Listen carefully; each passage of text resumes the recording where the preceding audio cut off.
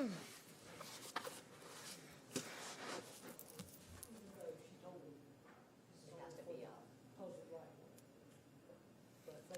you can see my purse.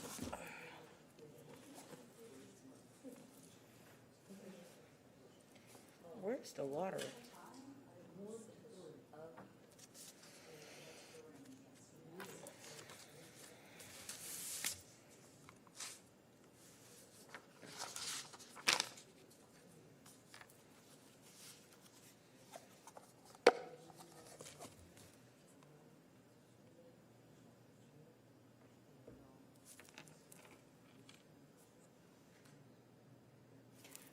They're not coming. Yeah, everyone that's over here, they're not going to be here. So Sunshine and Lenore should. Mm-hmm.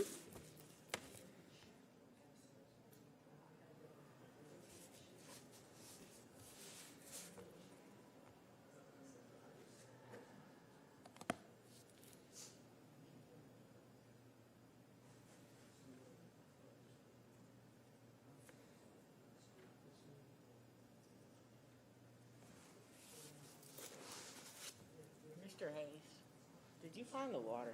Were you able to find water? Do you know where water is? Like a water bottle?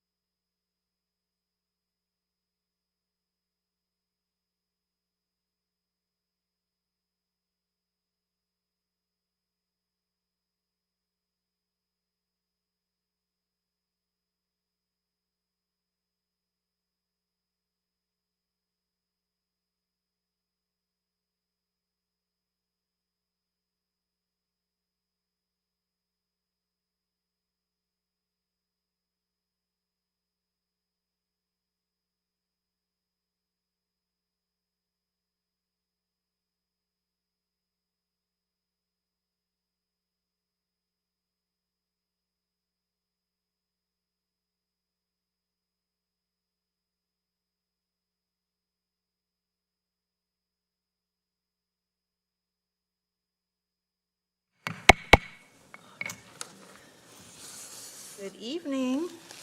I now call the June 22nd, 2021 meeting of the Charlotte-Mecklenburg Board of Education to order. And before we adopt the agenda, I'm going to go off script for a second to say, oh my gosh. Cheers! Welcome. It's so good to be back together again in this room. I don't think we've been here since March 13th, Friday the 13th. Friday the 13th. It was Friday. Burned the into our 13th. brains, so it's good to be back. Thanks to those of you who have joined us, and can't wait to see the chambers fill up again as we continue to get back to normal. All right. I will now entertain a motion to adopt the agenda. So move. Second. All those in favor of the motion, please raise your hands. Any opposed? And do we have Mr. Strain zooming in? Was that able, Ms. Kelly, was he able to come? He has the link. I don't think he's signed on yet. But so he's not here quite yet. So we'll announce his arrival once he zooms in. Okay, so Madam Clerk, the agenda is adopted by a unanimous vote of 7-0. Next, we've got our consent agenda. Is there a motion that the board approve the consent agenda items? Motion to approve consent? Second. Okay, motion from Rhonda Cheek, second from Carol Sawyer. Before we move to a vote, does any board member wish to pull any part of this item for individual consideration? Hearing none, all those in favor of the motion, please raise your hands and say yes. Yes. Yes. Any opposed? All right, the consent agenda is approved by a unanimous vote of 7-0. And we have no action items tonight. I'm moving too fast. We have to Hang on here. We do Superintendent have, talk a minute. Superintendent has a personnel news to share, appointment to share. Thank you, Madam Chair and board members. Good evening, everyone. I am delighted this evening to introduce our new Chief Academic Officer. And Nancy, you can make your way to the podium because I want to give you an opportunity to give us a few brief remarks. But I do want to share, prior to you doing so, that I'm excited about this personnel appointment for a number of reasons. You come to this role with a vast experience. I believe you have led or co-led 4 of the 6 learning communities in Charlotte-Mecklenburg schools. You have been a principal at all levels in our school district, and you have 30-plus years of experience in education. And we're just delighted to have you in this new role. And we will be looking to backfill your current role, which is as an executive director in the Central 1 learning community. So with that, I will turn it over to you, invite you to provide any remarks you would like to. Thank you, and I appreciate the support, Superintendent Winston and board members. It's an honor and privilege to be serving as the new Chief Academic Officer for Charlotte-Mecklenburg Schools. While they aren't here with me tonight, I'm blessed to be supported by an incredible family, my wonderful husband, Andy, my father, Bill Ross, who is an accomplished career educator himself, my 2 sons, Corey, Chris, and my stepdaughter, Gracie, my 2 grandchildren, Lucas and Holland.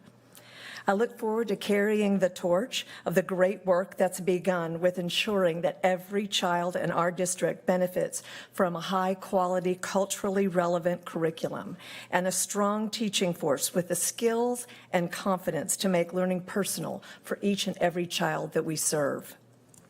Having been, as Superintendent Winston said, a CMS principal at all 3 levels, a learning community superintendent, and most recently worked with some of our highest need schools in the Central 1 learning community alongside Dr.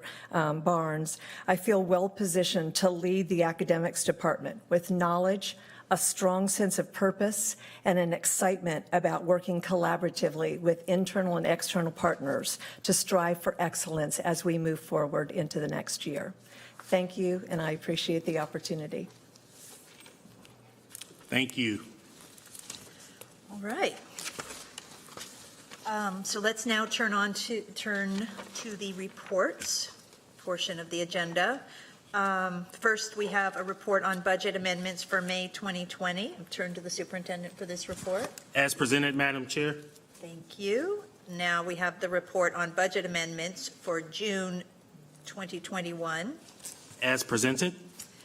Okay, and then we've got the report on capital ordinances for June 2021. Also as presented. All right, and before I move to the next report, I just want to acknowledge that Mr. Sean Strain from District 6 has joined us via Zoom. So we are a little bit hybrid tonight, but Madam Clerk, if you could just note that in the minutes. And welcome, Mr. Strain. All right, I'm now going to turn to the superintendent for a report on the 2022-2023 CMS academic calendar process.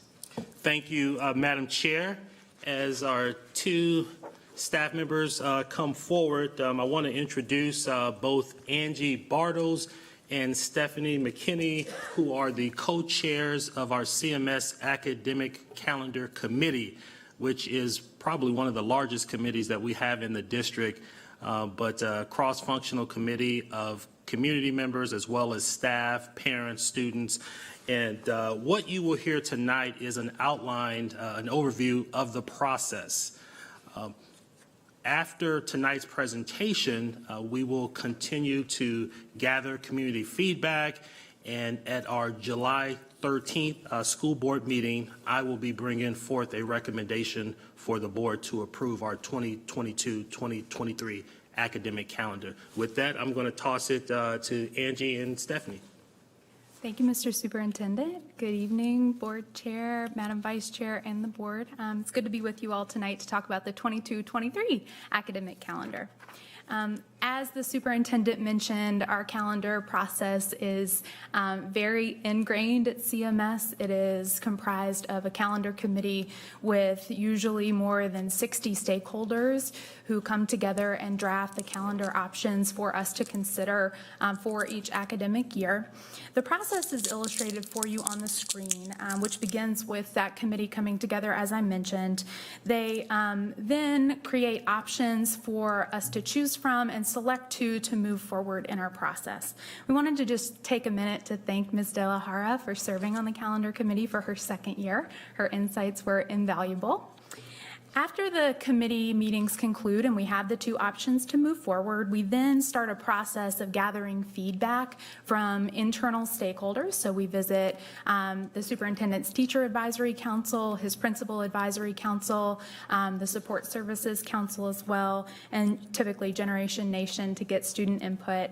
And then we create a public survey to gather more broad stakeholder input on the two options that have come forth through the process to that point. We then look at the data, make any changes that are needed, and work with the superintendent to develop the recommendation for board approval. And as he mentioned, we'll be bringing that back to you at the July meeting. This year, just wanted to take a point to note that this was our first fully virtual calendar process. So we used a variety of technology to meet with that large committee via Zoom and leverage Thought Exchange and some other technologies to help us. But it was a learning year. It was a fun year. The primary goal that we charged this calendar committee with is to develop an academic calendar that maximizes instruction for our students.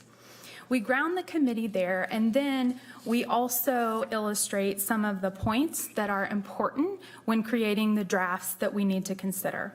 Primarily, we ask the committee to maintain an instructional focus, and what that looks like is minimizing the loss of instructional time by maintaining some uninterrupted chunks of learning throughout the year. We also ask them to be mindful of testing considerations, although we know that we have some protections built in to our policy and regulations to protect the classes and the testing windows. We ask the committee to maximize the use of teacher work days and to also avoid days with likely high absenteeism so that we can make sure that all students have access to instruction and optimize that for them. There are a few other considerations that we ask the committee to keep in mind as they're developing options. We ask them to recognize that major religious holidays represent the diversity of our students and staff, and that we want to take a look at how that might impact absenteeism as well, although we also have policies in place to protect no major tests or events on religious holidays when students are in school. We ask the committee to be mindful of where they place makeup days. That's something that they work on. And then we've heard from our community and from our stakeholders year after year the need for breaks to be as long as possible. So we do ask that the committee consider that when crafting where winter and spring break fall in the calendar. Those are some of the guidelines and considerations that we bring forward. The rest of the work is really grounded in general statute from the North Carolina General Assembly. It outlines a few very specific rules that we need to follow when developing the academic calendar. First, it has to be 215 employment days in total, so that's the total number of employment days for 10-month staff. 185 of those days, or 1,025 instructional hours, are the minimum that must be built in for students. We use a 6-hour instructional day minimum assumption when we calculate that minimum.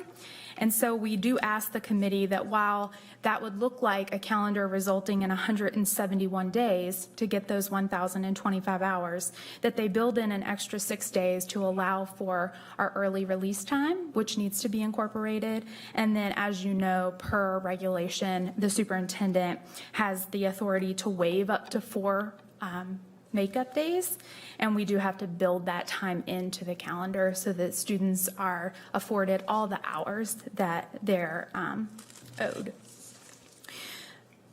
The general statute also says that we have to have 10 annual leave days baked in. Those are the circles traditionally on our calendar. There have to be 11 holidays, the only one of which is mandatory to happen on a certain day, though, is Veterans Day. We cannot start school prior to the Monday closest to August 26th, and we cannot close school after the Friday closest to June 11th. Teacher work days are designated by the board, and our rules are we have to have at least 2 optional days built in for folks who have accumulated leave to be able to do it.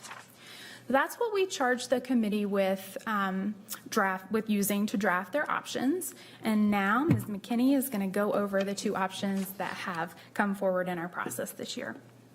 Thank you, Angie.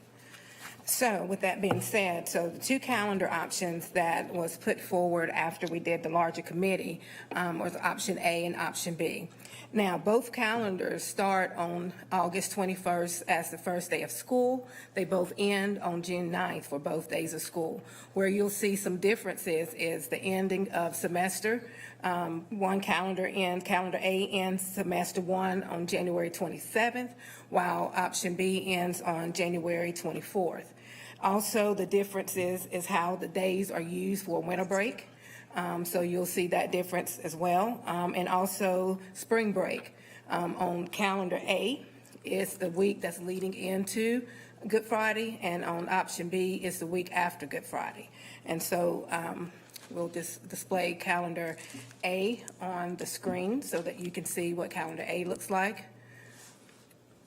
The instructional time, you'll see that in quarter 1, they have 43 days, quarter 2 has 48 days, and quarter 3 is 42, and quarter 4 is 44 to make up the 177 days.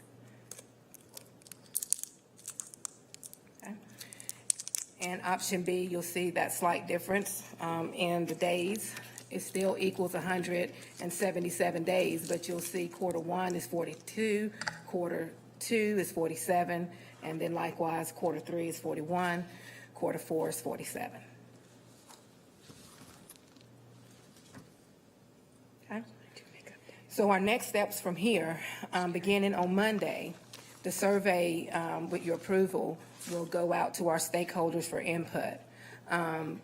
It will be on the CMS website for about a week so that the public can have a chance to take a look at both options and make their choice. Then we will continue to gather feedback based on the data that we receive, and then we'll be ready to provide those informations to the superintendent for his recommendation on the 13th of July. And that's the end of our reports, unless you have questions. Yeah, so that's a great overview for the board and for the community on what the normal process is for designing a calendar. So much is regulated by the state, and then within these very tight restrictions, we do this jigsaw puzzle together with the community. So thank you for spelling that out. And Ms. Marshall, you had a question? Thank you for your work here. I know it's just like a Tetris puzzle because there's so many things that are non-negotiables, and you're working around that. Two things. One, in terms of communication of this, because a week is not a lot of time, and we know that, but is this going to be disseminated to staff, particularly in a very direct manner? And I know we'll put that out into all our different channels for the rest of the community, and we need to do that through our contacts too. But can you explain how staff might receive that? Yes, they'll receive an email communication with that information that the survey is ready and for their participation. And I just want to make a statement too. In our legislative agenda for the last several years, we have wanted to start school basically a week earlier than we have been allowed to, as does, I believe, every other school district in the state. And so we know one body of the General Assembly said, yes, we would like to see that too. Another would not hear that yet. So Do you want to say why? because what happens is we want to start earlier, but the Senate, I think, is concerned about the vacation industry. And so what we want to message is we're not trying to shorten the summer. We would like to start earlier with school and end earlier with school so that the number of days in the summer are the same. But we're not able to do that this year. So we're going, and until we have that okay, we're going to have to stick with what the state allows here. But we're going to keep pushing. So I just want to indicate that is certainly a goal of mine. I think many people this year with COVID, we were allowed to start earlier. And that was something I heard over and over from the community that they appreciated and wanted to see again. But again, we'll keep trying. But and then we may have to revise that calendar. Imagine that. But thank you for your work. I appreciate it. Okay, Ms. Fowler, and then Ms. Byers-Bailey, and then Ms. Cheek. Hi, this is Brianna Fowler speaking. I have one question and one comment. Is option A or option B allowing for our students to complete their final exams before winter break? Are you sure about that? No. There's no way. I'm sorry, in this calendar, the semester wouldn't end until January like it was the year before last. Okay. So it's not going to be like this past year where you got to end everything before winter break, and when you come back in January, you're coming in a new semester. You'll be coming back from your winter break, still in first semester, until the 27th on one calendar or the 24th on the other calendar. And that's exactly why we're asking for the ability in the legislative agenda to have the school year start earlier so that we can get those finals in before the breaks. But right now, we're not legally allowed to do that. And so the public knows, like, we are not allowed to return back to the 2020-2021 academic calendar due to state statute. Correct. Okay. It's 2021, 2022. 2020-2021. She's talking about we can't repeat what we did we can't repeat what we did this previous year. That was just allowed for this past year because of COVID, but that's. I totally understand. Thank you. Ms. Byers-Bailey and then Ms. Cheek. Well, you all just made the point I wanted to make, is that the reason we've been continually asking for a calendar adjustment is so we could have finals exams before the winter break so that they don't have to come back and cram. And also, it puts us on the same calendar as our universities, so that everybody's out at the same time, everybody starts at the same time. And it just makes it a lot smoother, as we had the opportunity to experience this year. Ms. Cheek? Thank you. So as Ms. Marshall said, this calendar, these regulations have the history of being connected to Senator Mark Bass-Knight, the late Senator Mark Bass-Knight, who was a big proponent of the vacation industry. And it's been this way, and we've tried to budget. And the resistance is actually they'd rather us not start until after Labor Day, because that's what Virginia does. And the North Carolina vacation industry has to compete with Virginia's on vacation rentals, and so that's why we're still doing this after decades, even though, ironically, publicly funded schools are allowed to have calendar flexibility. They're called charter schools, but the publicly funded traditional LEAs like ourselves are not. The unique part about that is a few of our neighboring districts have just decided to go rogue. Lincoln and Iredell 2 years ago decided they were just going to start when they were going to start, and they started early and they were done and they were able to have their exams. And I'm not saying that CMS should go rogue because we're big. Well, I am actually saying we should go rogue because we're big, and if we go, what are they going to do? Like, what would they actually do? Are they going to come and like slap our hands? Because like my hand's ready, like I'm here, I'm good. I have a high school student who graduated. Now he's a college student. He actually had his exams before Thanksgiving last year because Chapel Hill went back so early. So for God's sakes, he was done by Thanksgiving and didn't have to worry about school until January. Now, that's a big of stretch, but the whole thing of having your finals last year in December and actually being able to decompress and take care of your mental health and all of those social, emotional, mental health needs over the holidays while you're off school, it's not just about doing better on your exams, it's about actually having that time to completely decompress. And I think that we need to think about being bold. We need to think about AJ that told us that the only way to change student outcomes is to change adult behavior. So maybe we need to be bolder in our adult behavior. Just saying, I am all for it. Let's move that calendar, start us on the 20th, somewhere around there, about a week and a half earlier, and get us done. And Andre's over here about to kill me. Did you see the look you just got from the attorney? Looking at me with evil eye. I just got the side eye from Andre. But yeah, Mr. Jeter's not here to stop me, so I'm just saying that I wish we would do that. There's so many reasons we should, and it's not just about the exam schedules. So I'm going to keep preaching this until they're tired of hearing me in the General Assembly. Anybody else? Mr. Jeter has Look texted up to me. you. Mr. Strain, did you have something to add? Thank you, Madam Chair. Yeah, I want to agree with Rhonda. I've been calling for this for years, that we do this very decisively and publicly and transparently and say we're doing this in the best interest of our kids. And we set a calendar that suits their needs best.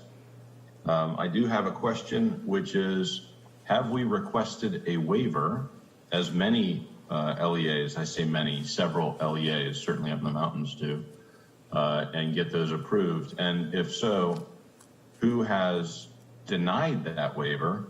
And if not, why have we not requested the waiver? Isn't that weather related?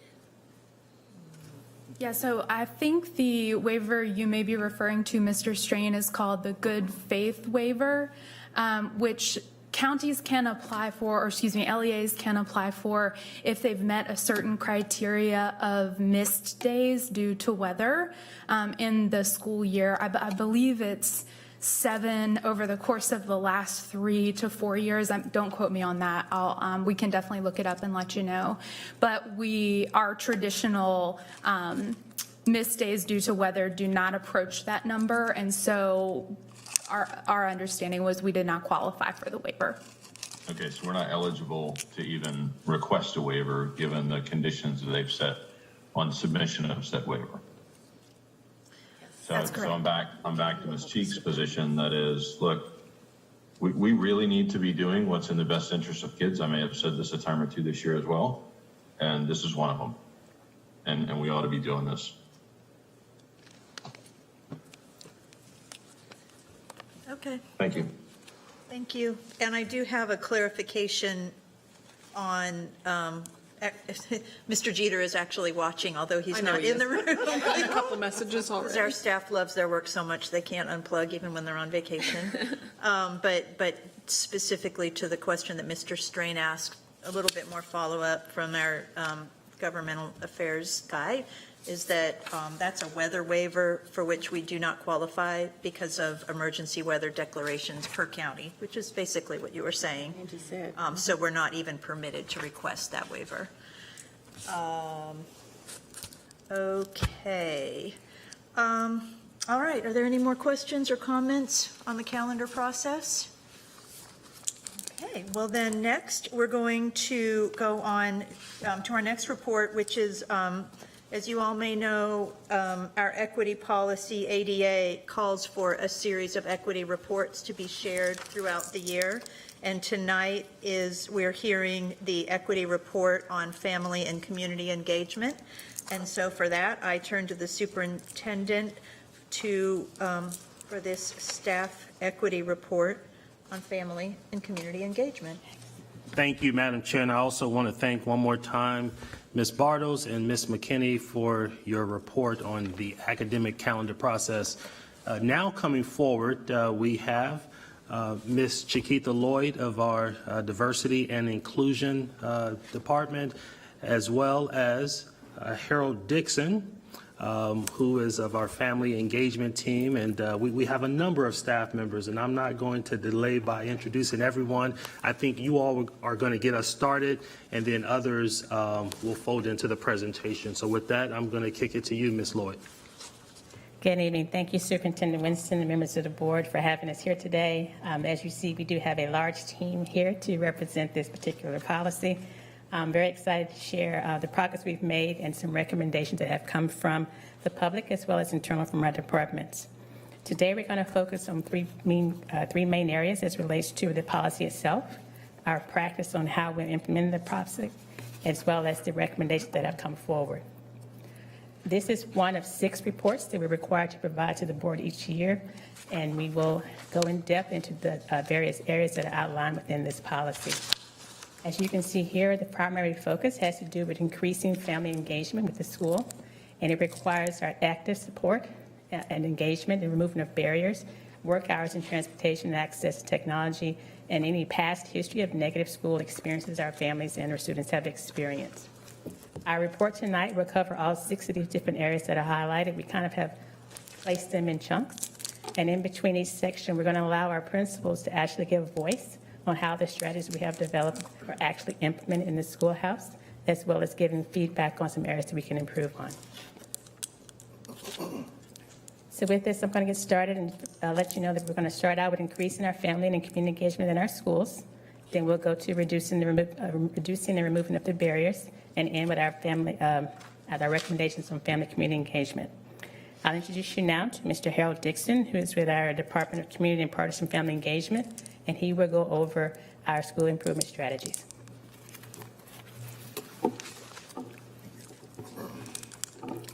Good evening. When I first walked in, I heard Ms. Dashu say, "It's good to be back amongst everyone." I hadn't worn a suit in over a year. And I'm about to bust out of this jacket, so I'm going to unbutton it. So thank you all for having us here. So why is family engagement important? If a child from birth to the time he is 18 years old went to school every day and did not miss one day, he will only have spent 13% of his life in school with a teacher. 86% of his life is at home, meaning that's why we have to prepare our parents to be able to support learning at home. Now, many of you remember as you were growing up, I'm looking around the dais, I think we're probably somewhat in the same age group. Not our principals over here, you look a little younger than I am. But when you went to school, you knew that you had to meet certain standards. You knew that if you didn't do your homework, if you got in trouble on your way home from school, then by the time you got home, The lady on the corner knew what you had done. The lady sitting on the front porch was saying, you didn't turn in your homework. And I never figured out how they knew all of that before I got to my house. But there was a sense of community. There was a sense of urgency to let parents know that what I am doing in the house is important. So today, as I walk through this presentation, I want to focus on why it is so important to strengthen our homes and our parent knowledge of what's going on in the classroom. This first slide talks about the school improvement teams, and we've done lots of work around this work here this year. Before this year, school leadership teams looked different.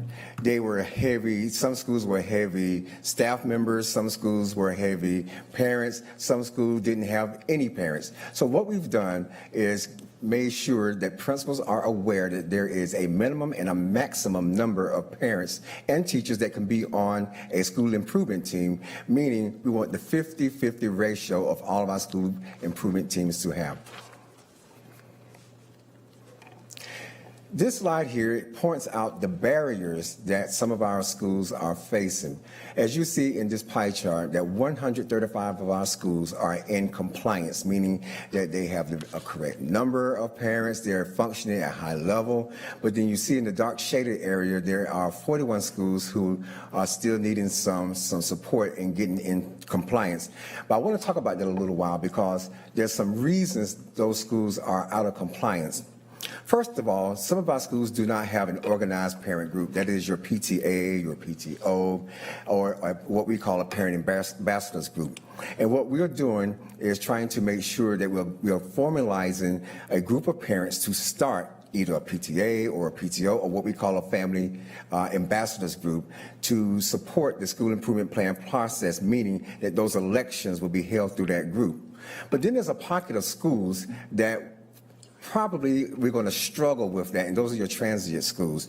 Those are your schools like a Turning Point or a CMA, where the parent population, the student population is transient through the year. So it's hard for those schools to maintain a PTA or a PTO throughout the school year because a parent may start at the beginning of the year, but by the time the end of the school year, it would have changed 2 or 3 times because those students do not remain there in most cases for the entire year. So there's a pocket of that 41 schools that we really will have some struggles with maintaining a PTA or a PTO or even a parent ambassadors groups for those particular schools. Before you now, you see the indicators that we have chosen, that CMS has chosen to have schools implement in their school improvement plans. But the one I want to highlight is E106. E106 speaks to family engagement, and our message to principals and to the school improvement teams is that E106 belong in every one of the indicators that you see listed there. So it could be a math strategy, it could be a reading strategy, but family engagement should be connected to the entire school improvement plan, not just E106, but throughout the entire school improvement plan. So at this time, we have encouraged our principals to be creative. We've encouraged them to think out of the box, and we encourage them to go beyond the norm. And it is my pleasure to introduce to you Ms. Dana Telfair from Devonshire, Mary Oaks Elementary School, Mary Oaks Elementary School, who has done some creative things with her parents. And now I'll turn it over to Ms. Telfair.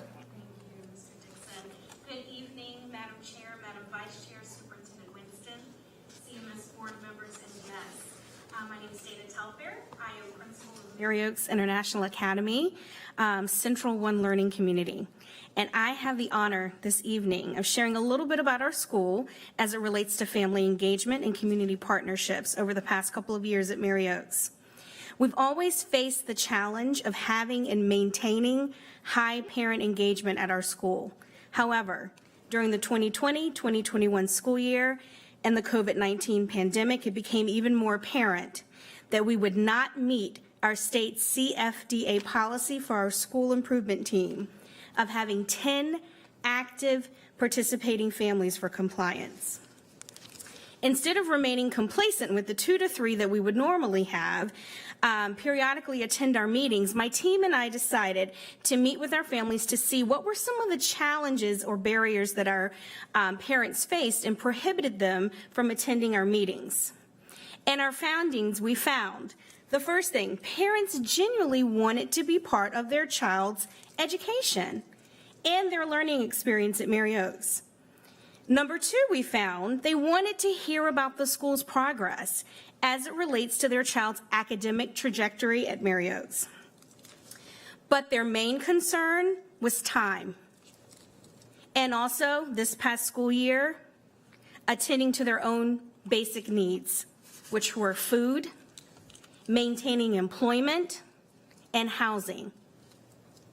We heard the barriers and we implemented and we executed a plan that was not convenient for administration. Let me make that clear. Our support team and administration, but it was convenient for our families and our students. Our strategies included continuing our food pantries with Second Harvest Food Bank throughout the summer of 2020 and into this past school year. Having weekly food bags delivered to our students every single week so our families could have food. We also created additional SLT meeting times that were convenient for families, not convenient for us. We held meetings at 9 a.m. in the morning. We had meetings at night, 6 p.m., and we called those parent town hall meetings. We increased and translated all parent communication from Connect Ed calls, Class Dojo, newsletters, and flyers. But our STAR strategy, this was our STAR strategy here. We started to hold our SLT meetings for our school improvement team outside in the school parking lot. So if you take a look at the pictures, you will see we asked our community partners to provide gift cards so we could provide our families with gas cards, Target gift cards, and grocery store cards for the first 10 cars that would show up at the food pantry, and ask them to get there 30 minutes before the food pantry started. As Second Harvest staff were unloading and setting up the food pantry food, we were prepping our projector and our mics and our body speakers to conduct a parking lot meeting with the translator. Each family signed an attendance form through the car window. They put their windows down, and we presented and translated with copies of the presentation. Parents who had questions were able to meet with us one-on-one at their cars. As a result of this, I was able to get my school improvement team with 2 parents to over 100 families participating in the parking lot. We solicited additional PTA families, and we were able to reboot our PTA. Additional school volunteers were generated with this idea, and additional tutors with our school partnerships like Heart Tutoring. As a school leader, this school year, I've had to take some innovative approaches with the pandemic, let me tell you. But this approach, ensuring the needs of my families were met and that we met our state compliance number for school improvement, our approach was completely outside of the box. And I know some of you are looking like, oh my gosh, did she do that? Yes, I did. And whatever it takes to meet the needs of families and students, you have to do. There is not a one-size-fits-all in a box. There isn't a prescription for just one school. You have to meet families where they are. And our families were so grateful. As an admin team and a support staff team, we heard their concerns.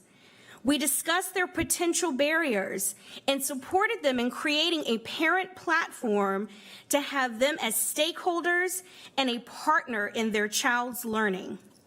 Not the most conventional way, but we were able to meet their basic needs and allow them to have a voice and a platform. And that's what we've been doing at Mary Oaks. And thank you this evening for allowing me to share. Talking about creative, and we celebrate that. Thank you, Ms. Telfair, for sharing. Now we're going to talk about the family community focused strategies, capacity, communication, and culture. Here you see what we call the dual capacity framework that is put together by Dr. Karen Mapp. CMS was fortunate a few years ago to bring Dr. Karen Mapp here to CMS, and she met with our principals, our family advocates, our staff assigned to family engagement. And we are proud to be able to say that CMS helped inform what you see before you, version 2 of the dual capacity framework. One of the things I want to point out to you is the column that is the purple one, the process conditions and the organizational conditions. We spent a lot of time there with our principals, with our staff assigned to family engagement, and also with our parents. And where we're going with this, we've added here in CMS another component to this dual capacity framework, which is we call capital, human and social capital. We have conducted professional development so far with this human capital, social capital framework. We presented it to our principals this past school year, and we also have presented it in professional development to our staff assigned to family engagement as well as our family advocates. The communication protocols to engage families. What are we doing? Before you see the school level, the district level, and the outside of the school setting. The school level, you see those avenues, those platforms in which we use to communicate with our families. At the district level, you also see the communication pieces. I want to draw your attention to the School Improvement District training for parents and community. We've had several, matter of fact, we've done them once a month, holding training sessions for parents in general as well as any member of the school improvement team to come have conversation with us, to ask questions. And I will also point out that our Facebook coffee sessions with the Community Partnerships and Family Engagement Office have happened on a monthly basis, and they're going very strong. I was privileged to present at the last one, which was the state of our Black young men, and that was a very good conversation. There was men from across the community that participated in that conversation. And then our Facebook live sessions, Zoom, our Q&A, and the last one that we had was about the Canvas. So we're offering some strategies at the district level, but let's look outside of the school setting. Here you see that we conducted 6 outreach engagement experiences. Many of you remember those Tech One stops that we've done around the city at various locations. We provided families with opportunities to connect and effectively communicate with CMS departments. Families received access to community resources in areas of immunizations, eye care, and food, and we provided technical resources through hotspots and computers during those Tech One stops. Over 4,300 families benefited from those Tech One stops.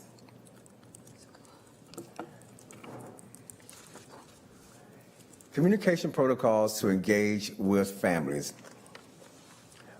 We have what we call the Title I Community Family Engagement Council, the Advisory Council. Over 60 parents consistently join our meetings on a monthly basis. We have outlined the calendars for those families of education and power practices, starting with the July of each year, and a system of thinking approach to planning and engage families on a multiple entry points.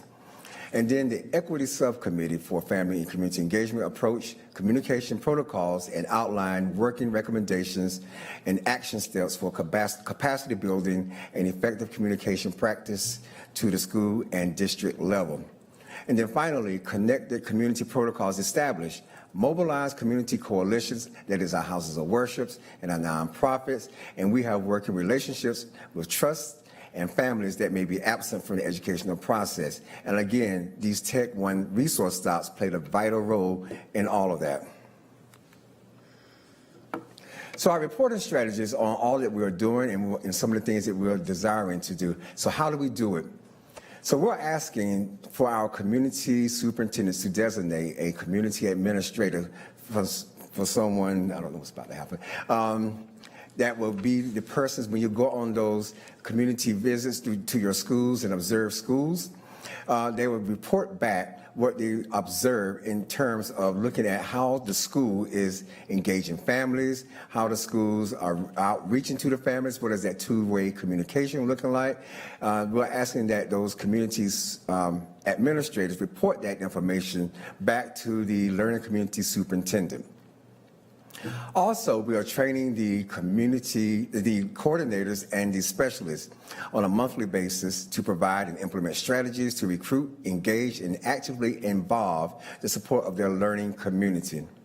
And then we are leveraging community partners, and we created an alliance currently led through the partnership with United Way to inform the community leaders to support communications, to educate and engage families. Over 100 organizations and agencies are connected, and I'm thinking many of you have probably had the opportunity to participate in some of those United Way calls. They are very informative and beneficial. I've spoken to several partners throughout the city, and they found those calls very, very beneficial.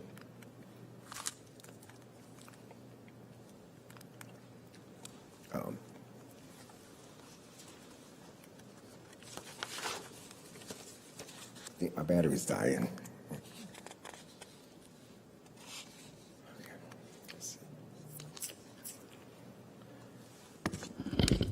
Okay, there we go. So support and monitor parent representation and participation. Who do we reach?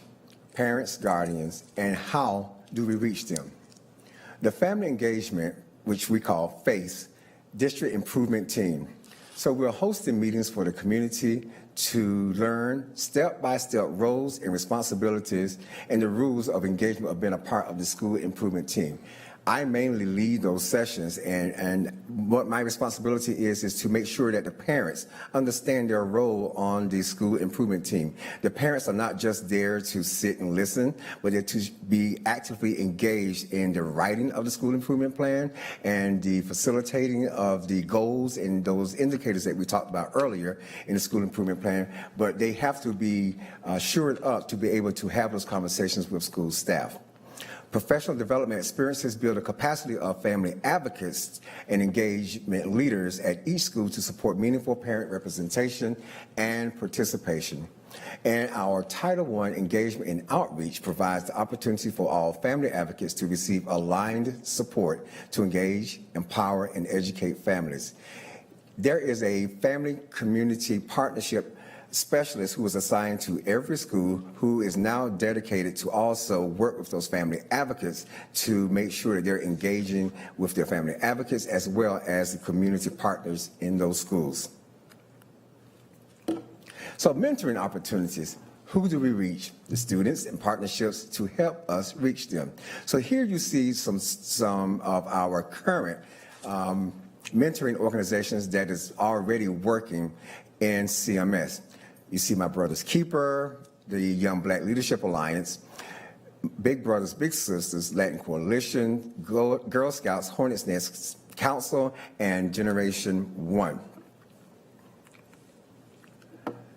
Mentoring at a glance, school level, district level, and continuous work. Again, you see Big Brothers, Be Their Dad, Compass Leadership at Tuckasegee. I just want to highlight Be Their Dad very quickly. Be Their Dad is an organization I know started in about 5 of our elementary schools. They are now up to 18 schools and have now moved in from elementary to middle school with goals to going into high schools to offer mentoring.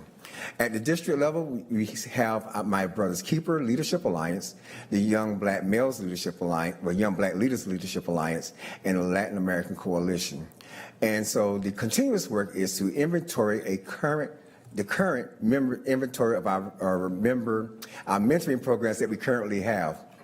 And we're trying to find out all of those organizations that's currently working in CMS and bring them under one umbrella to make sure that everyone is trained, they have gone through the volunteer process, and that they have an understanding of what CMS, their definition that CMS has for what a mentoring program is.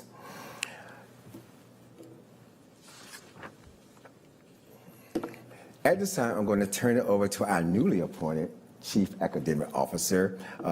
Nancy Brightwell, are you going to do the, or is it Jaquita? Where did she go? Oh, there she is.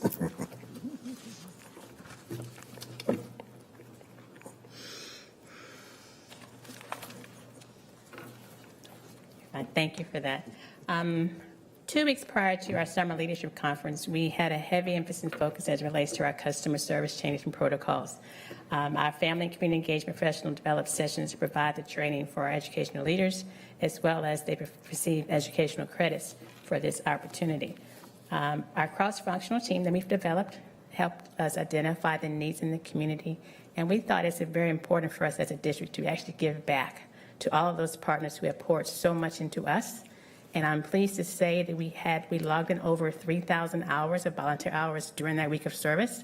We provided opportunities at 16 different organizations, everything from Beds for Kids to our food banks to A to Deacon centers and various others to really give back and to hear from with proximity for those students and families that we serve. And for our staff, the feedback we received from that was overwhelming. It gave them a chance to step back and really appreciate all that we have as a district. And it also poured into our why of how we move forward to engage our families going, and what it really means to engage and advocate on behalf of our students and our families.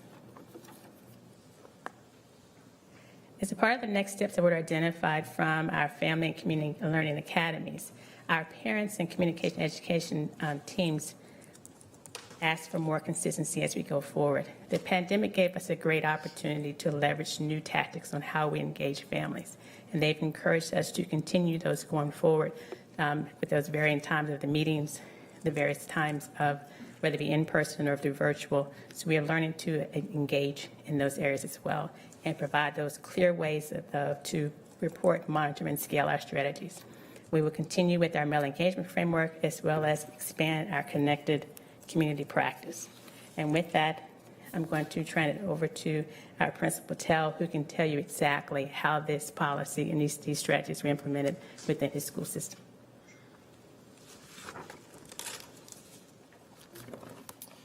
Good evening, Madam Chair, Madam Vice Chair, Superintendent Winston, members of the board. My name is Nimal Patel. I am the very proud principal of Martin Luther King Jr. Middle School. Thank you for allowing me to share some perspective with you this evening around how the work that Mr. Dixon and Ms. Lloyd have shared really impacts us in the schoolhouse.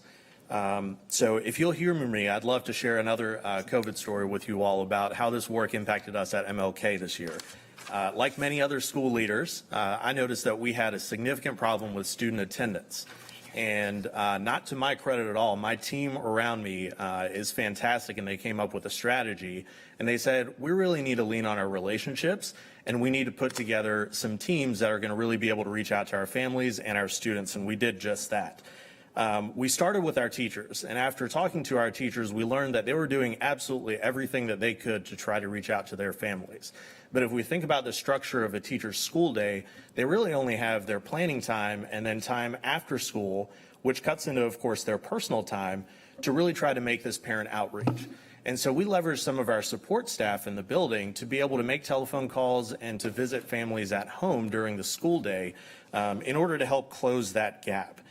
And through this initiative, what we learned is that if we focus on very, very strong customer service and really work on building relationships with our families, sometimes our families have experiences that they've held on to from the past that informs a negative light of what school looks like. And if our parents have that negative image, of course, the family is going to respond with that as well with the child that's entering the schoolhouse every day or that's attending Zoom class every day as well.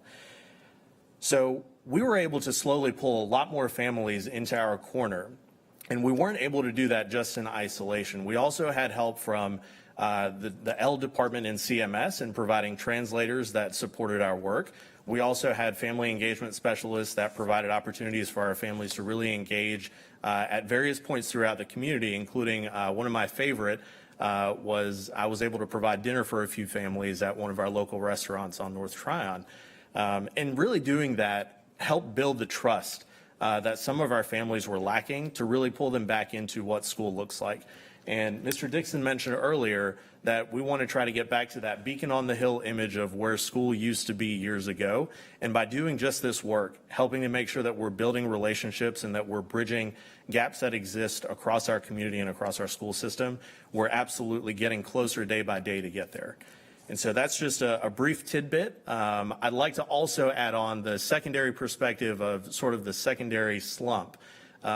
Middle school can be an awkward time for our students, and anybody who has a child that's in middle school can absolutely second that. What we have learned is that the education process in terms of letting our parents know how they can engage with their child after their child leaves elementary school, as they enter middle school, and also as they bridge into high school is incredibly important. And that's sort of the work that the dual capacity framework focuses on. Thank you for letting me share this evening. And now I'm going to steal Mr. Dixon's thunder and introduce our new Chief Academic Officer, Ms. Brightwell. Good evening again. I have the good fortune to be able to share with you some exciting work that's been going on with a great cross-functional team and some consultants from University of Washington Center for Educational Leadership around equity-centered principal pipelines. So the focus area of a $145,000 grant from the Wallace Foundation was on equity-centered principal pipelines. Between 12 and 15 districts who had previously been awarded grants established principal pipelines in their districts were awarded funds to engage in internal and external stakeholders to provide answers to specific research questions asked by the Wallace Foundation. These questions focused on how each district would go about revisioning or reframing their principal pipeline through an equity lens.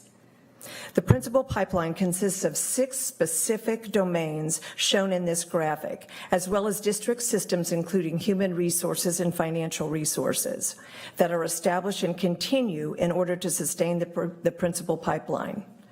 When we use the term principal pipeline, we're referencing 6 domains that together create a system of school leadership development and support, from aspiring leaders to retiring leaders. These domains represented in this graphic include leader standards, pre-service preparation programs through our university partnerships, selective hiring and placing processes, evaluation and ongoing support structures, leader tracking systems, principal supervisor, and systems of sustainability. Wallace's purpose for providing the grant funds were specific to their research, and they asked districts to focus on these 2 main goals, and 6 key deliverables were required of each of the participating districts that provided deep context in response to these targeted questions that Wallace had. The six deliverables included a definition of equity, equity-centered pipelines, a definition of an equity-centered leader, assessing each of the 7 domains for where equity could be infused. They also required a paper explaining the philosophy and rationale of how equity-centered pipelines will benefit each of the districts, and most especially in their highest need schools. There was also a requirement for a paper to discuss barriers and a paper with advice for Wallace based on each participating district's reflections. In addition to responding to the Wallace deliverables, CMS sought to leverage this opportunity to begin our own redesign of the principal pipeline with an equity lens, in alignment with the Strategic Plan 2024 goals, the equity agenda, and our journey to evolve as an anti-racist organization.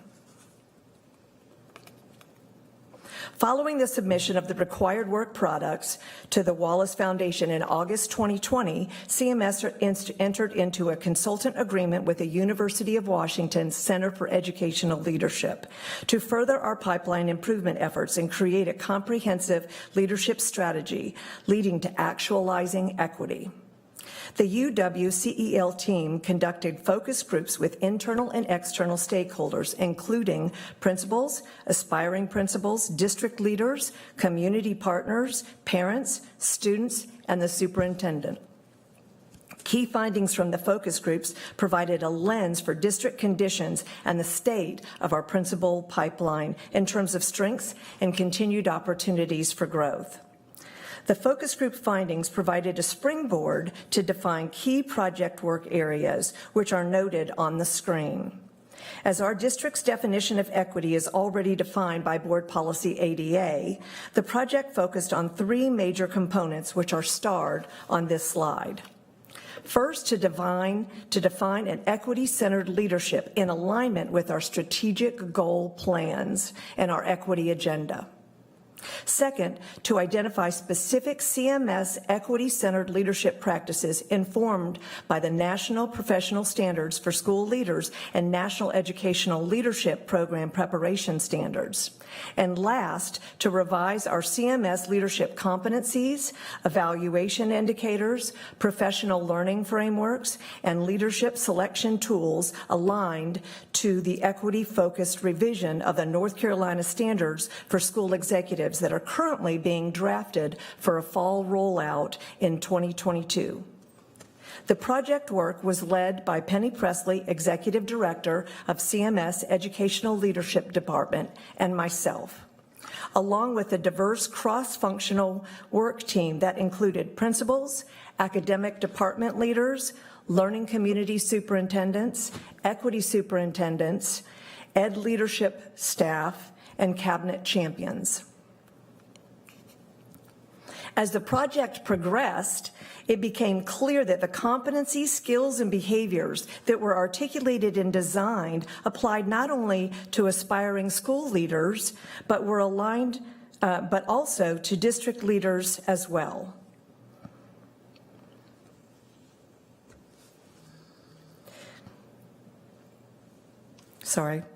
From the schoolhouse to executive staff. What you see in this slide is a culminating effort of this cross-functional work team. This framework is grounded in a district common definition of an equity-centered leader, an individual who fosters and sustains a learning-centered culture that understands, confronts, and interrupts practices that create and reproduce disparities to ensure student outcomes transcend demographics. The vision for the equity-centered leadership is grounded in the CMS mission, vision, goals, strategies, and tactics of our strategic plan. The framework centers around our core business, student success. And you'll notice the 4 colored sections reflect the highest leverage domains of work for school and district leaders to align to research-based, the 4D leadership framework that has been created by University of Washington Center for Educational Leadership. These domains include equitable school community, learning and teaching environment, collective leadership, and resource management. The learning and teaching domain is intensively focused on instructional leadership practices of principals and their teams. Each domain is aligned to specific standards for the North Carolina Standards for School Executives as well. The domains of work are driven by and connected to the district's mission, vision, and strategic plan goals through focused efforts on interrupting inequitable practices as defined in our equity agenda. Each school improvement plan serves as an individualized roadmap that aligns to and supports the ongoing work and success of our district. It's also important to note here that the new equity-centered leader framework is supported by revised CMS leader competencies and revised CMS performance indicators aligned to the new state executive standards for school leaders. The redesigned school leadership talent pool selection materials and professional learning pathways are in process in order to ensure aligned processes and experiences that bring the vision of an equity-centered leader to life in leader mindsets, beliefs, practices, and results. The Equity-Centered Leader Framework provides a clearly articulated model of alignment from classroom to the boardroom and centers on the work of every leader, whether in a school or in a district office, on what matters most, ensuring equitable access and outcomes for all of our students. However, the work doesn't stop with the creation of this framework of expectations. It's equally important to design and implement the structures and supports that will ensure that leaders are well equipped to execute on this work. Our next steps are outlined on this slide. Continued orientation of school and district leaders to the Equity-Centered Leader Framework, and this work began as recently as our recent Summer Leadership Conference. The University of Washington Center for Educational Leadership recently also facilitated a session with cabinet members, which was held last Friday, June 18th. Also laying ahead is a redesign and implementation of the professional learning framework for current and aspiring leaders, a redesign and implementation of selection tools for school leaders, for school leader talent pool, the launch of the new CMS leader competencies and selection tools in fall 2021, the launch of the new CMS indicators for North Carolina standards for school executives as a coaching tool this fall 2021, and for fall 2022 implementation. And then also potentially a new grant opportunity through the Wallace Foundation that focuses on university preparation program partnerships and a partnership with NCDPI. We are already one of the finalists for consideration for that $5 million grant and had our virtual visit on Tuesday, May 18th. So we're hopeful for that opportunity as well. And now, Glenn Starnes, principal of South Mecklenburg High School, will share his reflections as a member of this equity-centered principal pipeline. He was on the cross-functional work team, and he'll talk about the impact of this new framework that it will have in moving equity-focused goals and outcomes for all of our students. Thank you, Glenn. Thank you, and thank you all for the opportunity this evening to share principal reflection. And so as Nancy Brightwell shared, this was a very intense process. Every week we met probably for about 2 hours on a Zoom call, 2 or 3 hours over the course of about 3 months. And so having the opportunity to serve on this team in a virtual environment as a principal definitely demonstrated our commitment. This was a very cross-functional team. This team was very inclusive of a number of principals at various levels, elementary, middle, and high. And one of the things that excited me about this opportunity is our ability to truly not just sit at the table, but have a voice at the table. And our consultants from UW really led this work and forced us to think outside of our current locality, but really think about how this work could be a benchmark for what happens across our country. We had an opportunity to look not just at our state standards, which will be revised and implemented in fall 2022, but to really think about how we can leverage this work to really take it across our country. A couple things that I would like to share I think were helpful for me is it forced me to think about how I lead as a principal at South Meck, right? We know that South Meck is a true diverse community, but we've worked over the course of the past 2 years and prior to move from diversity to inclusion, and it forced us to look at our master schedule as we think about what it means to be an equity-centered leader. It forced us to think about our staffing practices. It forced us to think about our discipline practices, because ultimately, not just as the principal, but all of our leaders, our teacher leaders, our department chairs, our assistant principals, we truly wanted to be sure that this framework was who we were on a daily basis, both inside the building and outside of the building. It truly, as mentioned by the framework diagram, had the students at the center.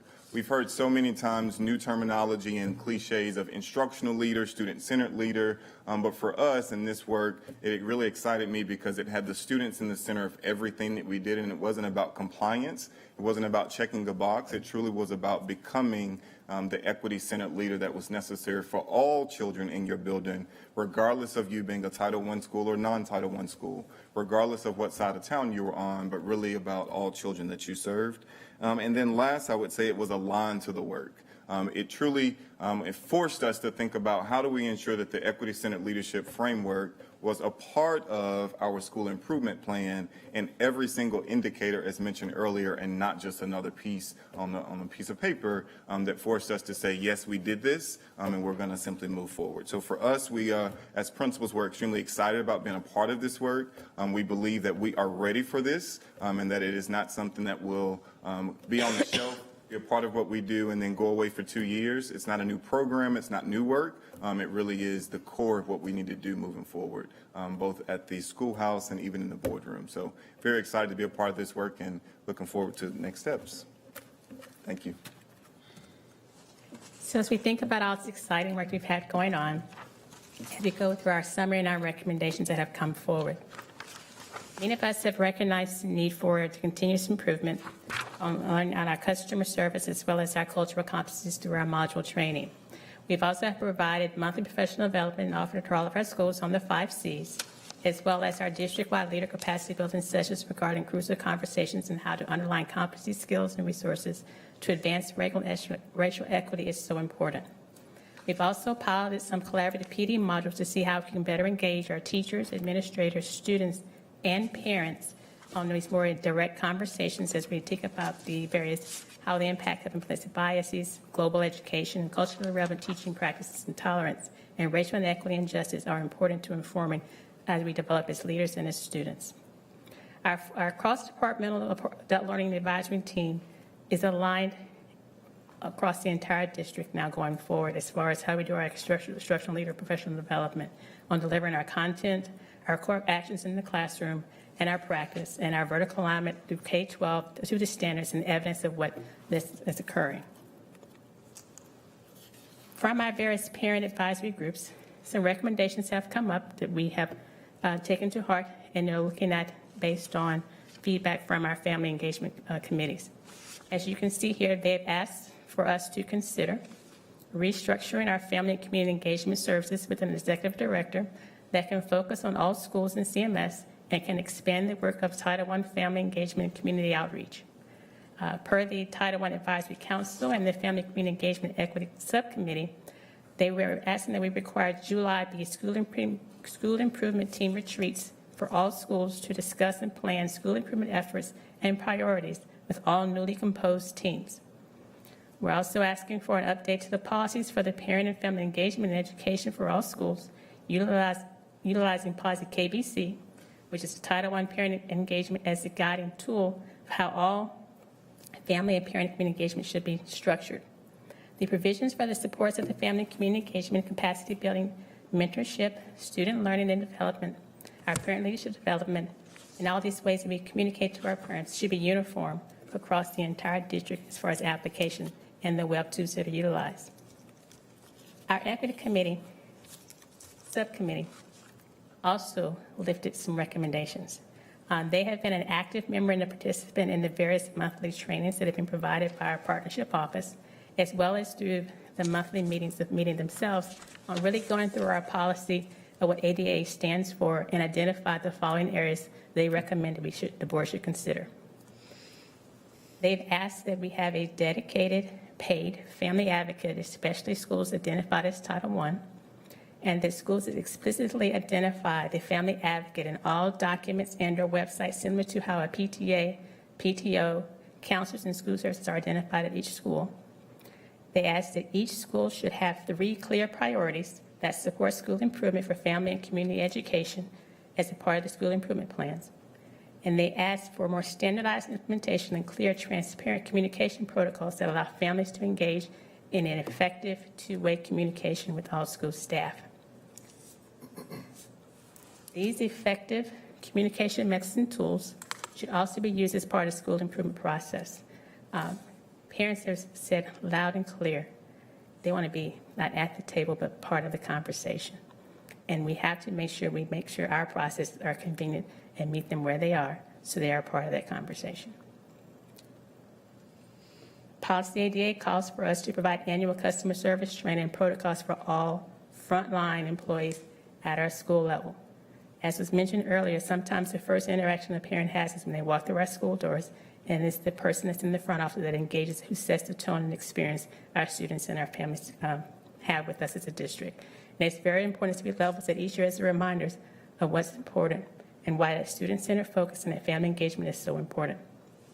And then are asking us for also to develop and monitor tools to ensure we have culturally competent staff leaders and staff, which means they're asking for us to continue to provide culturally responsive PD that supports leaders, teachers, and parents, and include how-to steps that build connections and measure impact.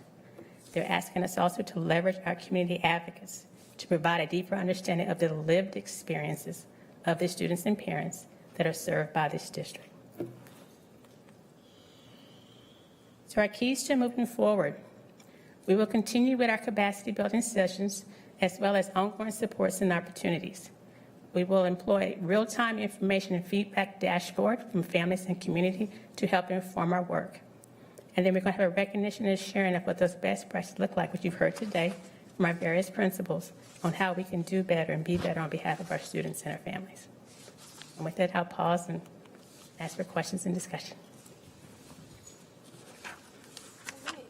Before I go to questions, I just want to quickly say, I neglected to say this earlier, but Ms. Brightwell, thank you for your service in accepting this new role.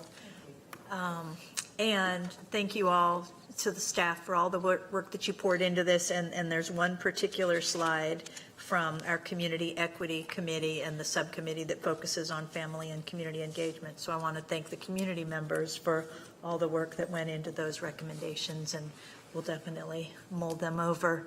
And so now I see Ms. Sawyer, Dr. Jones, Ms. De La Hara, and Ms. Cheek.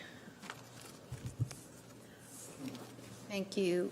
That was a lot of ground covered, and I have questions in kind of two parts.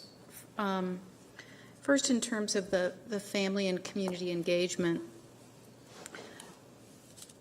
what are the goals that you've set in terms of how do we know when we've arrived and have family and community engagement? Do we have metrics on, the number of schools that have at least one parent trained with the SIT program? How many students have a mentor this year? What's our goal for next year? Where are we and where are we trying to go? Thank you for that question. Our measure of success is when we can look at our schools and see that the parents are highly functioning and engaged in this, first of all, the school improvement plan, school improvement process, serving on the school improvement teams, that they are actively engaged in the conversation, and then also with our we call parent leadership on our PTAs or our PTOs, that parents are actively leading those efforts. In some of our schools, we know that staff have to sort of step in when there's low parent involvement, but measured success for us is when the parents can actually take the lead and actually do those things. As far as the mentoring piece, when we can say that we have a mentor that has touched a student and that student has been successful at the end of the school year, that is definitely a measure of success for us. I guess I'm looking for a set of metrics that that we might look at next year and say, hey, we've made progress. So we're in the groundwork of building that now. This year is our baseline. And then next year, we will actually have some data to look at to see how much we have grown and where we have come from this point. For example, for like our male engagement program, we are at the baseline with those male engagement organizations. And our goal is to look at what impact did those male organizations have on student achievement? Did the students progress? Were they successful at the end of the school year? What role did that male engagement program have on those students? So this is our baseline year, and then next year we'll have that data to present to you all. Okay. And then switching to the Ms. Sawyer, if I could. Sure. If I could add two particular points, and I want to give you two concrete examples of things that we'll definitely be looking at going forward. And I think Mr. Dixon talked about the fact that many schools have PTAs, PTSAs, or PTOs, but that's not enough, right? So we know that, as our principals shared earlier, that there is not a cookie-cutter approach that we should take.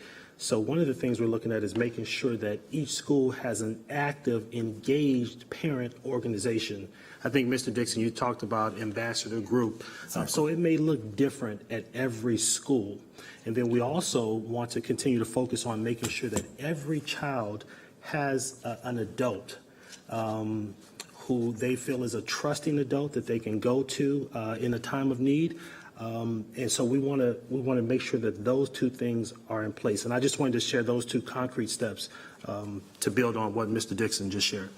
Okay, so but I guess I would love to see we have, X number of schools that have active PTA or PTO. We have X that have some other group, but we have this number this year, but we want to increase the number of active groups and know how we're doing. We can definitely provide that to you. Okay. And so if I could add to that just briefly, so before the pandemic, I can say for sure that we had 112 active PTAs in CMS and about 27 active PTOs. And then the other schools, they were in the development stage of parent ambassador groups, but that was pre-pandemic. So now we have to reassess where we are with those, because a lot of our PTAs or PTOs fell apart when the pandemic hit. Yeah, thank you. And questions about the principal pipeline work. What's the biggest change in this frame? What is the biggest change that this framework puts forth? And what are the expected outcomes of that change? Well, what I think is exciting about the framework is it really is, it's designed around action. We've had a year, we've done a great book study, as a leadership team, and now it's time to put, our learnings about how to be an anti-racist, how to lead equity-centered work. This is national work that every district is seeking to embark upon, so it really is. I was on the team that worked on developing the competencies, revising the leadership competencies. It was a major overhaul, and it has, looking at and examining opportunities for increased equity, and looking at impact of those leadership moves on increased access and of opportunity and student achievement. So it's heavily focused on leaders thinking with an equity lens, with, as Mr. Starnes said, with just everything that you do at the school level. And I anticipate, as the new chief academic officer at the district level, we'll be leading that work within departments as well, holding ourselves accountable. In terms of expected outcomes, the bottom line is students at the center. If we're doing this equity work well in a unified, collaborative way, as we said, from the school level to the boardroom, and everybody participating and owning this work, we should definitely see a difference in terms of student outcomes. We are also hoping to be able to diversify our leadership ranks. We know that we've got some work to do there with underrepresented leaders in our schools, and so we're hoping that some of the redesign is able to and enhance communication around that work, and some partnership work with our universities will yield some progress with that as well. Thank you. Dr. Jones. Well, this presentation makes me the happiest, I think, since I've been sitting on this board. Because for the first time, I think I really hear some action steps. I've been around a long time. Title I used to talk family engagement, family involvement, family partnership. They like to change the name, tweak the name a little bit. I like partnership. Parent partnership.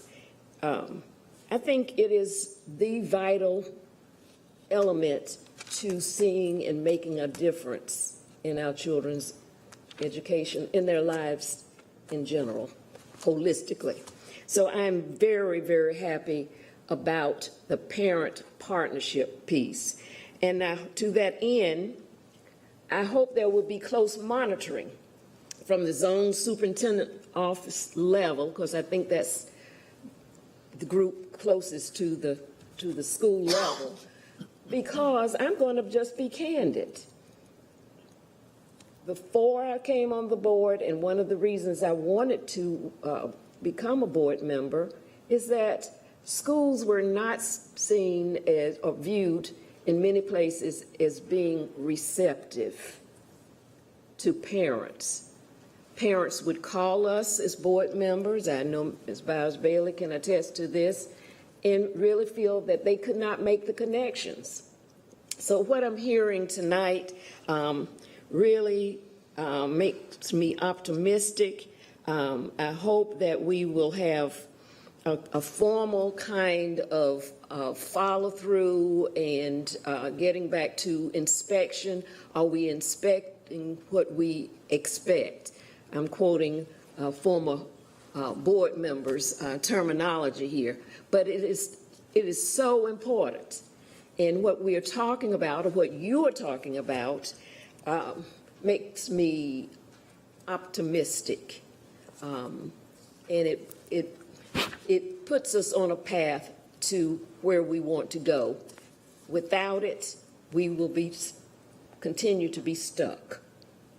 So thank you. I sort of wanted to get up and do the little clap and applause, but I thought the board chair would give me the ugly face. No, I would love to see you do that. I want to see it. I know, by all means. She was clapping over here, I can see her. Thank you. All right, Ms. De La Hara. Thank you, Madam Chair. So building off of what Dr. Jones just said about families feeling like that they can connect. I'm pleased, of course, to see on one of the opening slides here that there have been monthly professional developments around culture, capital, capacity, connection, and customer service. And I was wondering if you could elaborate a little bit on how maybe specifically trainings are around culture and customer service as it relates to our front office staff and other school-based staff, and how they interact with limited English proficient families.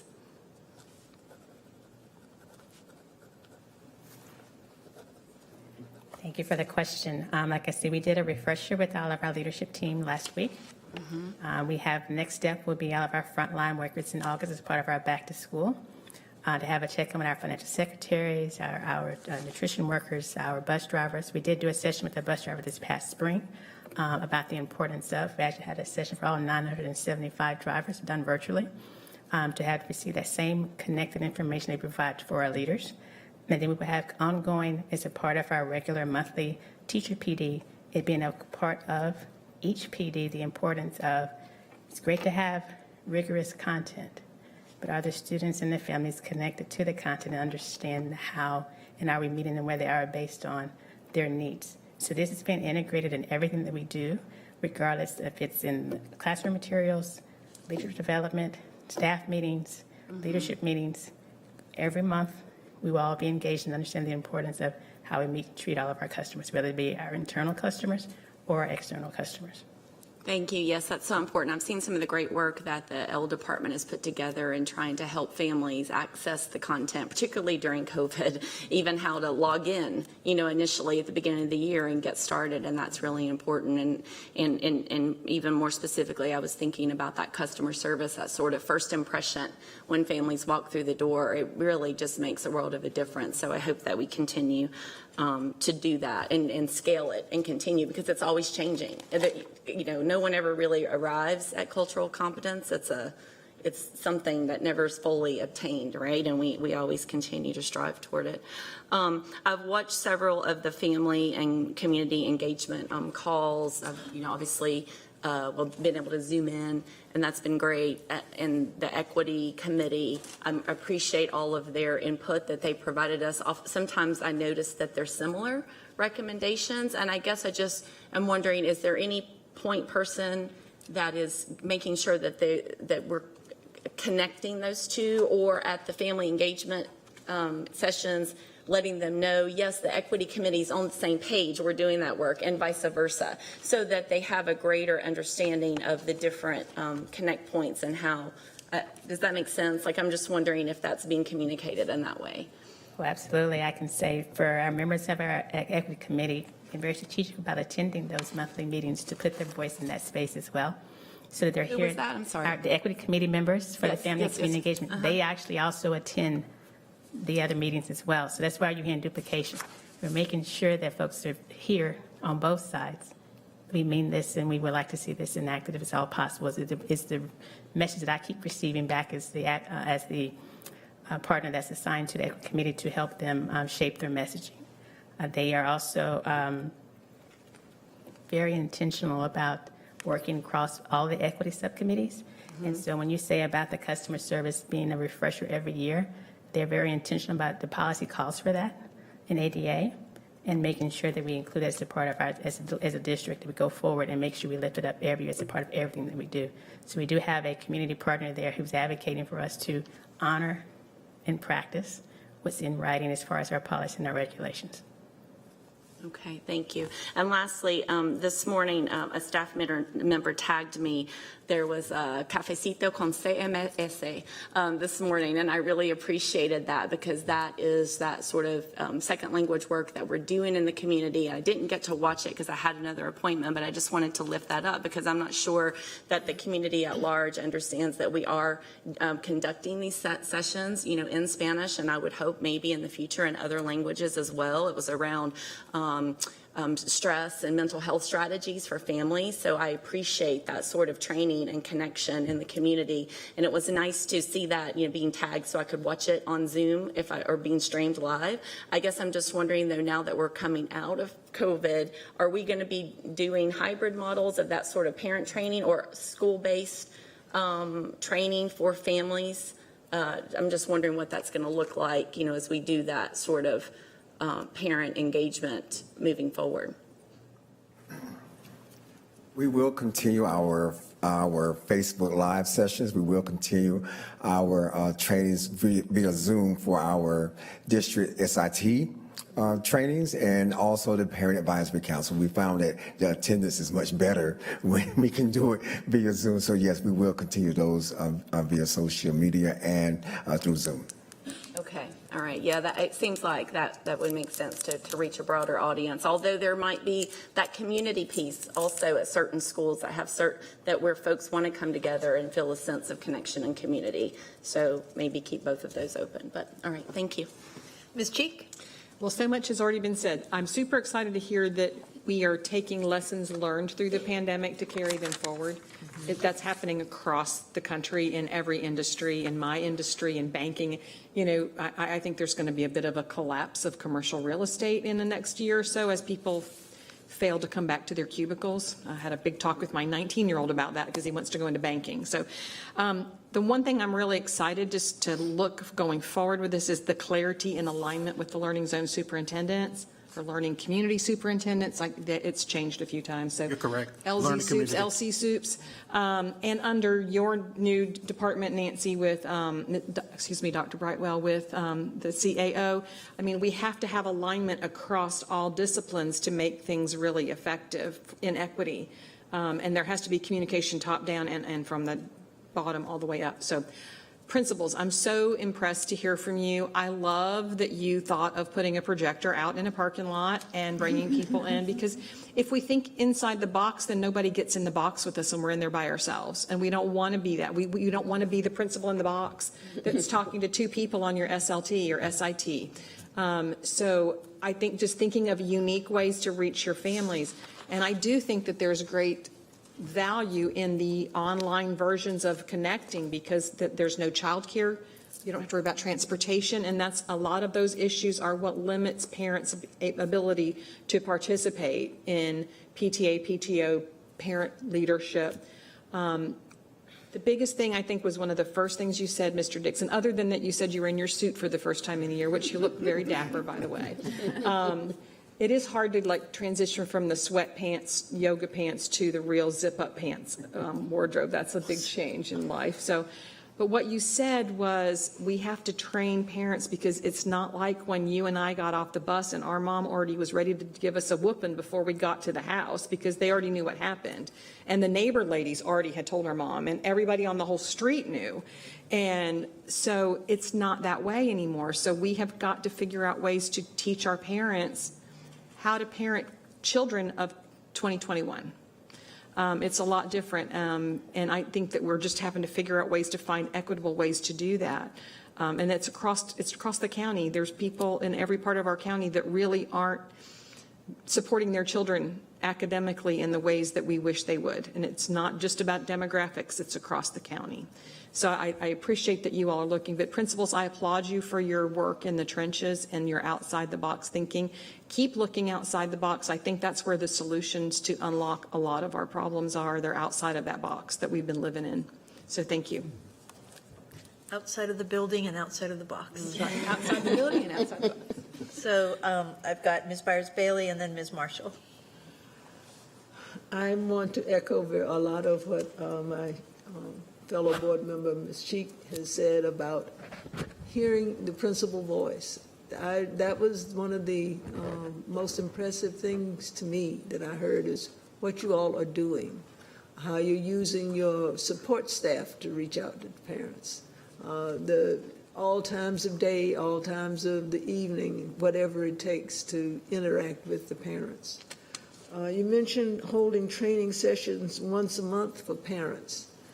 I'm not sure how you're gonna keep them coming. I'd be interested to hear how you keep them coming once a month, because you know if they're just in a meeting to hear, it's gonna get a little bit boring. But I know that there is content that they need, just like Ms. Cheek was talking about. We've got to be able to reach them to help them learn better ways to parent their children. But it's got to be palatable, and it may be in small bites. So once a month is not too much. It's just we got to keep it interesting. I also like the comment about not just have a seat at the table, but have a voice at the table. And I think our parents need that as well. I really do. Let's see, moving from diversity to inclusion. That was very impactful for me because as a board, we are now moving in a direction where we know that student outcomes don't change until adult behaviors change. You're going to hear that a lot. And it's a truism that we need to embrace and chew on a little bit to find out, okay, well, what is it that I'm doing that is either holding my students back or not pulling them forward more? And so they've got to be the center of all of this, or we don't have any reason to be here. Thank you. Ms. Marshall. Thank you again. Thanks everybody for all your work on both sides of the podium there.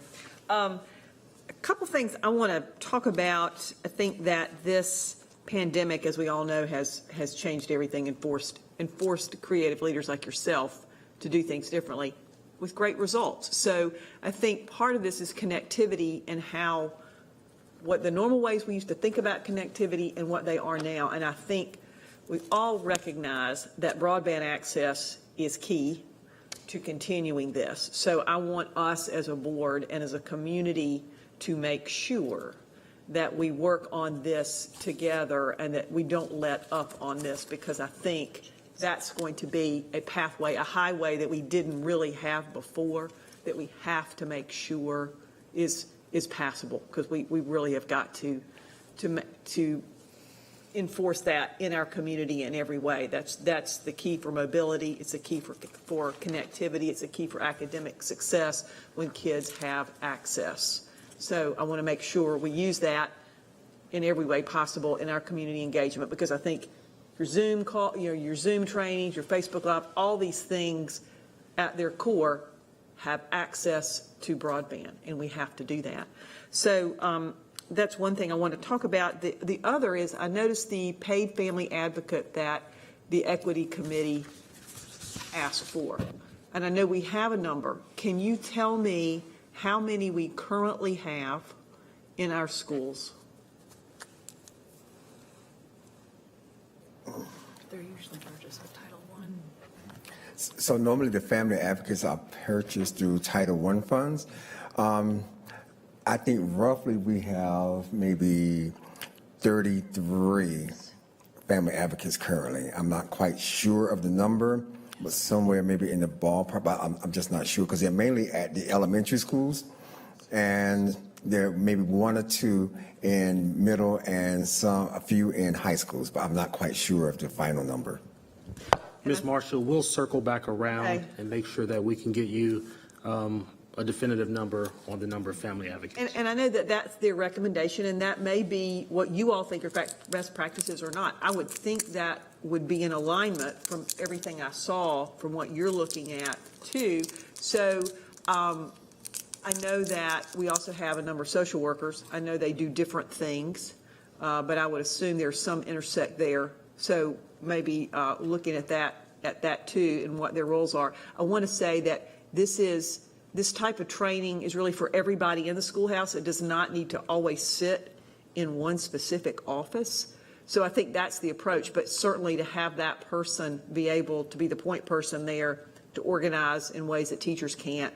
I would like to see us move in that direction as possible. And certainly with COVID funding, that might be something we can expand on a little bit as we go forward as well, with our Title I funding and with COVID funding possibly, to see how far we can stretch those dollars. So thank you. Okay, do we have any more questions? I guess not. So thank you all. I mean, ultimately, obviously, this all comes down to students and student outcomes, and it is clear to me that the better we get at engaging with families in the community, and frankly, the better families in the community get with engaging with their schools, we'll see that in how well students achieve academically. I believe there's a direct connection there. So it does appear that you all are getting increasingly intentional and clear and focused in your work, and thank you too to the principals for making it real. This meeting is being Sorry. For making it real for us, and great work. Thanks.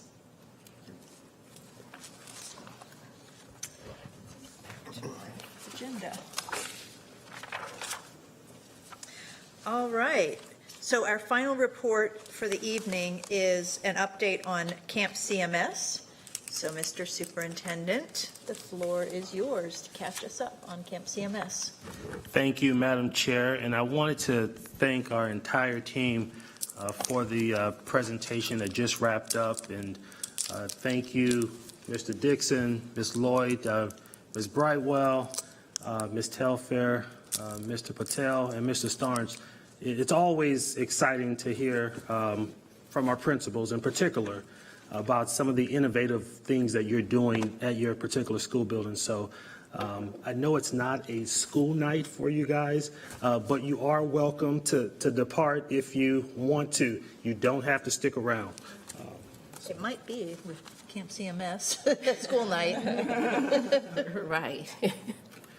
So with that, I am going to toss it over to Dr. Tangela Williams who is joined by another phenomenal team.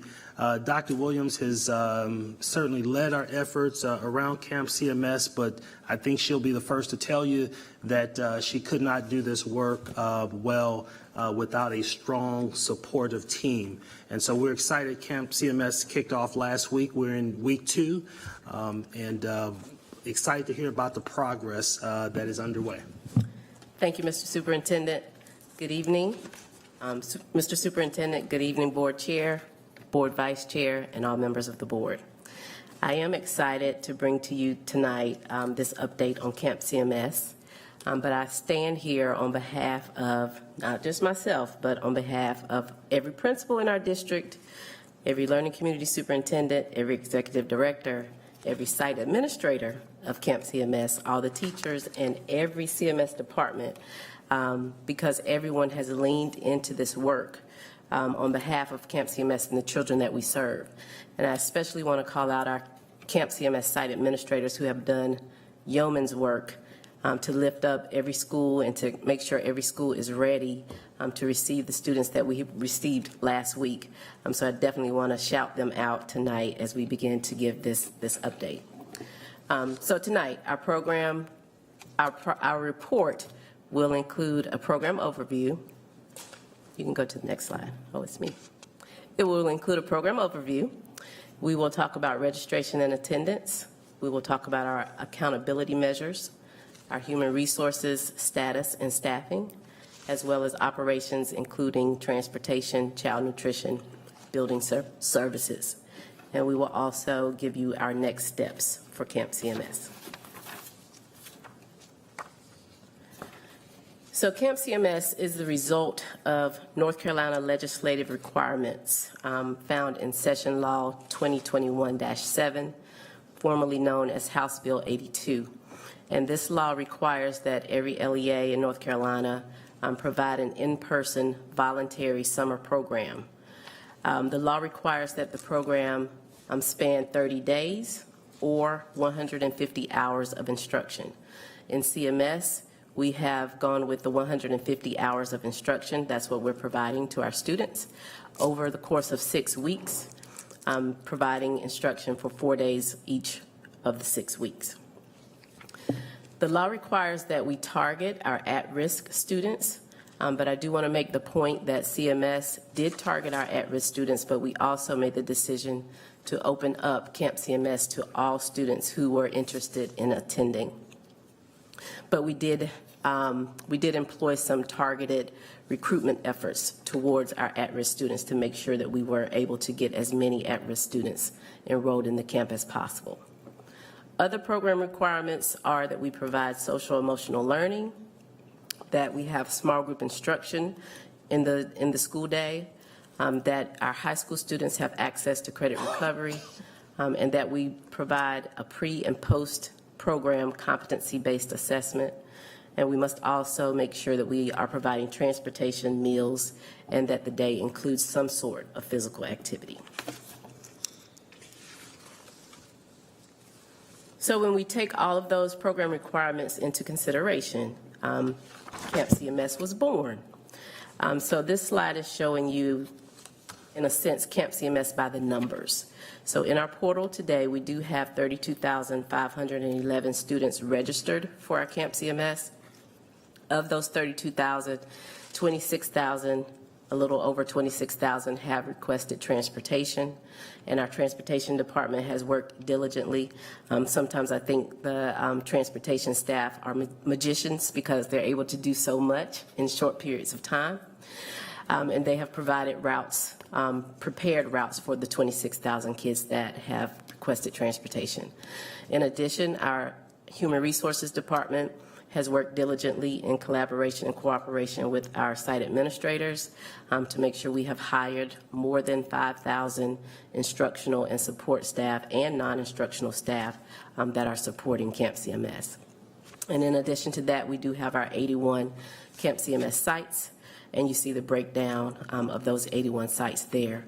And we are happy to provide also 47 of our Camp CMS sites. They do have the after-school enrichment program as part of their offering.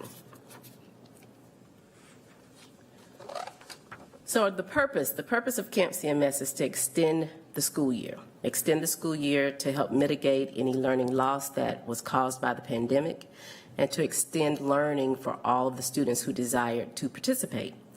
So our objective through Camp CMS is to increase student mastery and to deepen understanding of high priority grade level standards by providing students with time, instruction, and opportunities to access that grade level content.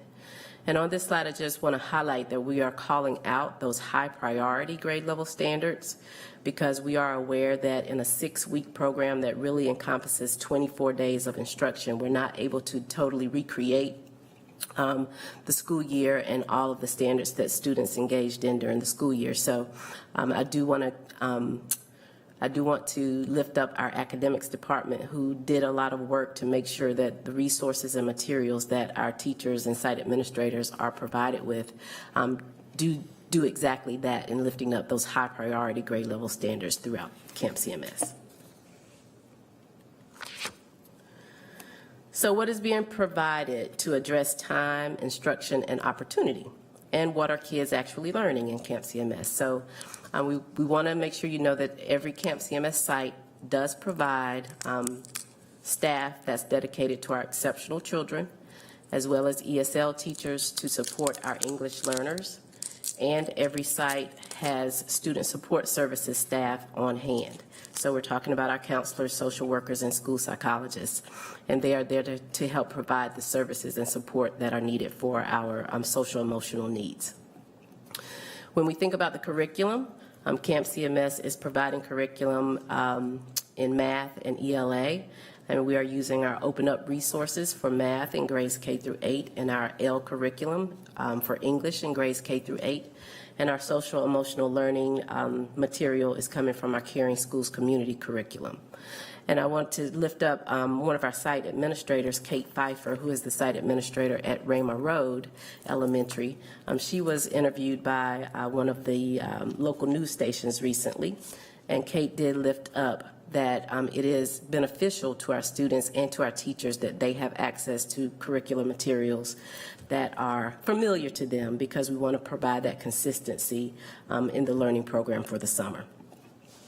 And you also see that the chart outlines the subjects that are required by the session law for each grade span, but I also want to lift up our Rising Ninth Grade Bridge program, because that is a component of Camp CMS that is unique to Charlotte-Mecklenburg schools.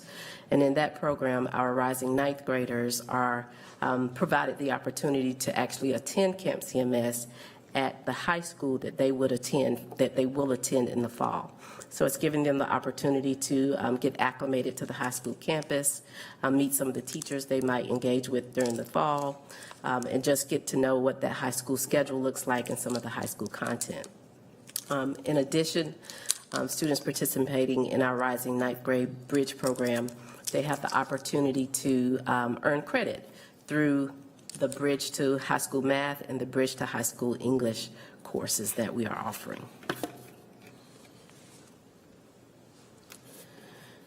Before we talk about the registration and attendance information, I want to make a couple of disclaimers. First, to just remind the board that attendance for the summer program is not mandatory, and we cannot make it mandatory per the law. And secondly, to remind you that we do not have access to Power School during the summer, which is our normal method to account for and track attendance. We don't have access to that during the summer as we would in the normal school year. So in order to be able to track our attendance, we've had an awesome tech team that has built back-end systems for us for Camp CMS. And I want to shout them out also to say thank you for the hard work that they have done to make that possible. So with that being said, we do have 32,511 students enrolled. And of that 32,000, 20,000 of the students are our at-risk students.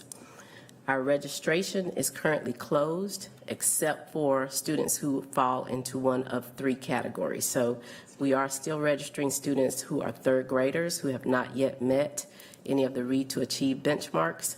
And we are allowing the opportunity for families that are new to CMS to enroll, and also allowing the opportunity for students that are, families that are future enrolled students for the 21-22 school year.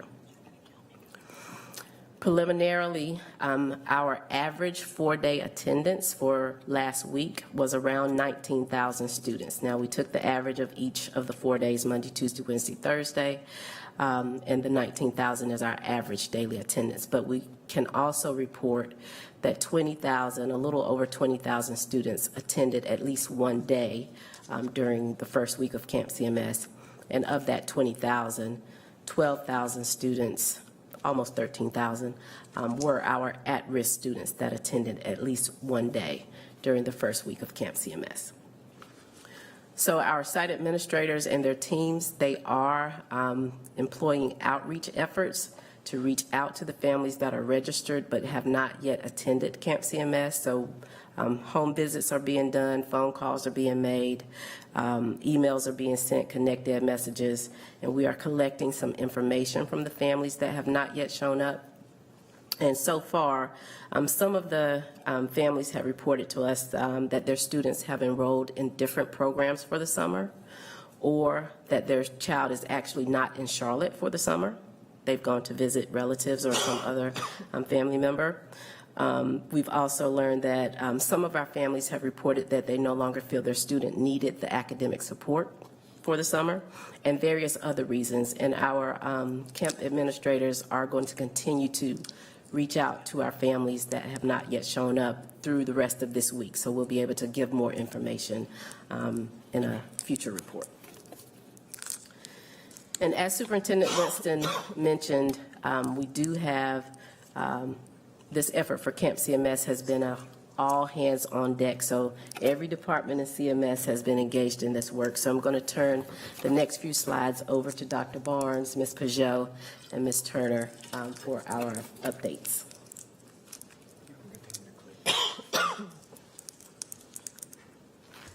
Thank you, Dr. Williams. So there are 4 different areas that we're monitoring and tracking on a weekly and daily basis to kind of say, how are we doing at Camp CMS? Academic progress, standards mastery, daily attendance, and social emotional learning. That is for our grades K through 8. When we look at high school, we're also tracking grades and credit accumulation towards graduation. We're using various systems to be able to monitor that. The first, in looking at academic progress, we're using our measure of academic progress, or MAP assessments. We were able to reduce our testing time for the program to be able to use spring results. The spring results, use that as our pre, and then we'll administer those assessments at the conclusion for our post. We chose that in accordance with parameters set by the state and based on a list of approved measures that could be used. To also look at academic progress in K through 8, our teachers worked diligently to be able to complete feedback forms looking at the standards the students had mastered during their time with us, whether they were in person, hybrid, or whether they were remote, to be able to gather that and pass that along to the teachers who would be receiving teachers in Camp CMS. That served as our baseline or our pre, and we'll be looking at the standards that are taught during Camp CMS to see how many of those are mastered, to look at progress, as well as looking at using a Master Connect system to be able to assess how students are doing on the standards that are taught over time.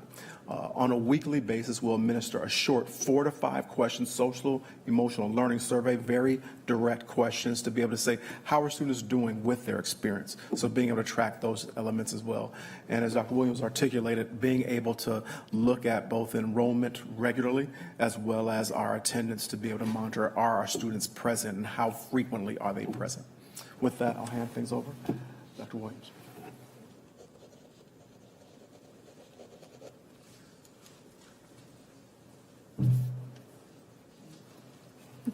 Yeah, I love it. Hey, good evening, Christine Peugeot. Our part on human resources for this evening is pretty short but sweet. And not to, we can't underscore enough the importance of all of the incredible staff who have come together to show up starting on day 1 for Camp CMS. So we wanted to start out by sharing an overview of staffing and what that looked like on day 1. So we hired approximately 2,550 people to serve in teaching roles.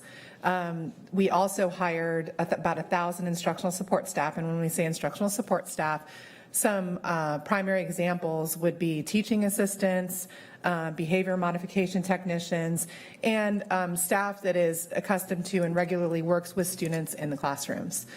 We also hired approximately 1,600 support staff. This is mainly our drivers and our school nutrition staff. So just over 5,000 individuals. Our second session update, and again, I of course have my caveat in here as of Friday, 6/18, because this is very, very, very fluid. We are continuing to get applicants coming in, and of course now we have to transition to taking a hard look at our average daily attendance to see just where we might be able to leverage and potentially reassign staff based on what is in the best interest of students. So just to give you a snapshot, on Friday, we had approximately 20 out of all of our sites reporting that they needed additional support in some of our major content areas. And I have a nice little block that came in front of my blurb here. But that's okay. It was just over 100 K-5 positions across all of those 20 sites. Right? Okay, I was pretty good, 106. We also had middle school vacancies, just 3. There were 2 in English language arts and 1 in math. Our high school vacancies look like 2 English language arts, 2 L, and 1 math. So that, again, that is just a snapshot. I can almost guarantee that that has changed as of today. And what our team is doing, they're having to pull lists and really manually look at this school by school to see exactly where we are. We do know, for example, that in some sites, there are ratios that are as low as 1 to 6, 1 to 7 students in a classroom. So that's much, although we shot for lower ratios, of course, so that we can make sure that we focused on quality of instruction, that's probably a little lower than what we would like to see from a staffing standpoint. So that's why we really need to take a closer look and leverage, as opposed to focusing on new recruitment efforts. I think we have the people that we need. We need to look at potential reassignments at this point. We also still have applicants that are in the system that we're still combing through and we're looking at for session 2. We had a good amount of people that we knew were committed to both sessions. I have that number here. I think it was just over 1,400 that we were able to identify so far that are working both session 1 and session 2, and I'm talking about the teacher roles right now. And we also are looking specifically at those candidates who worked only in the first session, because we know we encountered instances where people applied to a particular work site, got hired for the first 3 weeks, but for whatever reason or how it landed, that same spot was already filled by somebody else for the second 3 weeks. So we're going to those individuals that applied that may be interested in working for a second 3 weeks at a different school site, and making sure that we have all that interest identified so that we can place accordingly. And that wraps it up.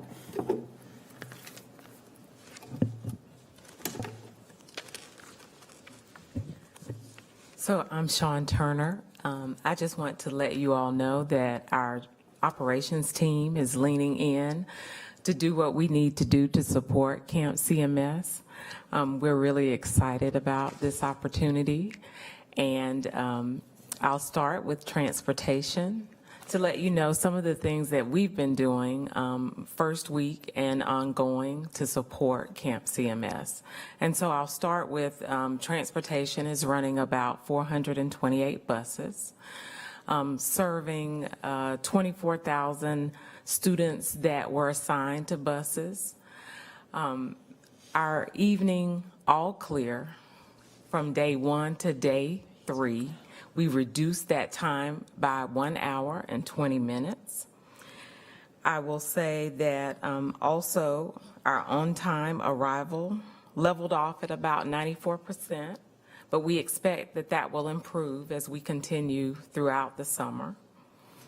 As we move on to our school nutrition staff, you'll see that they served over 130,000 meals last week. That consisted of breakfast, lunch, and the 3-day bundles that we prepared for the students to take home on Thursday evening. And then our building services team, beginning with the custodial staff, they are working 5 days a week to support each school to ensure that we're thoroughly cleaning each facility to begin to receive students the next day.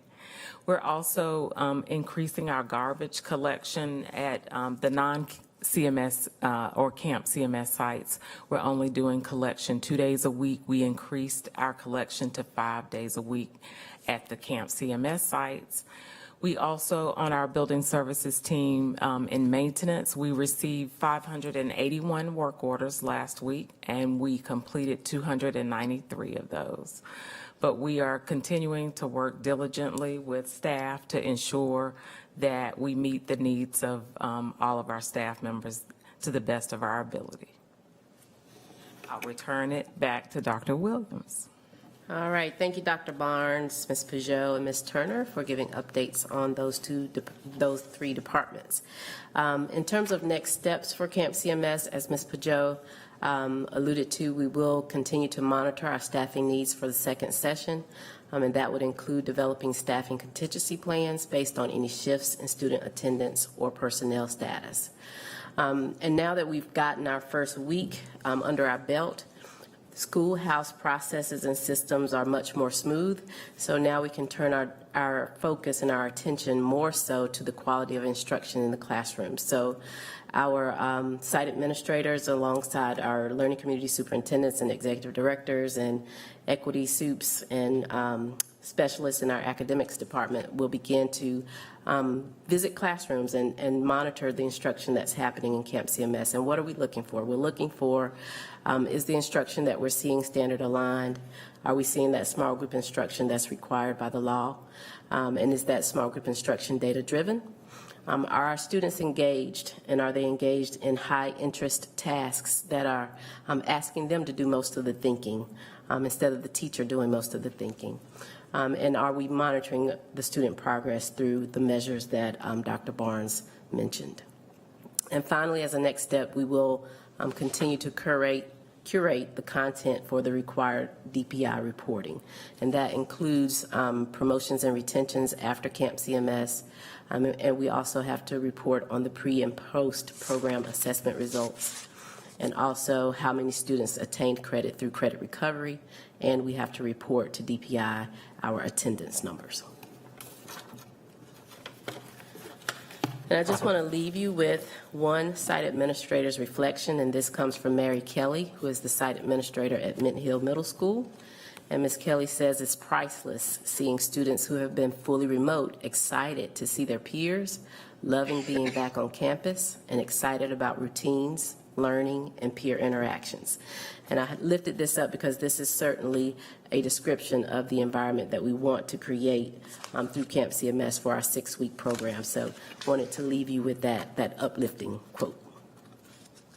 And we'll pause now for any feedback and discussion. Ms. Marshall and then Ms. Chi. Thank you, guys, for all this work, because I know it's been a lot. Couple things I was curious as we go through. Dr. Barnes, I know in talking about the testing and that we were able to use spring testing as a baseline. I'm assuming that's MAP testing. We haven't gotten our end of grade.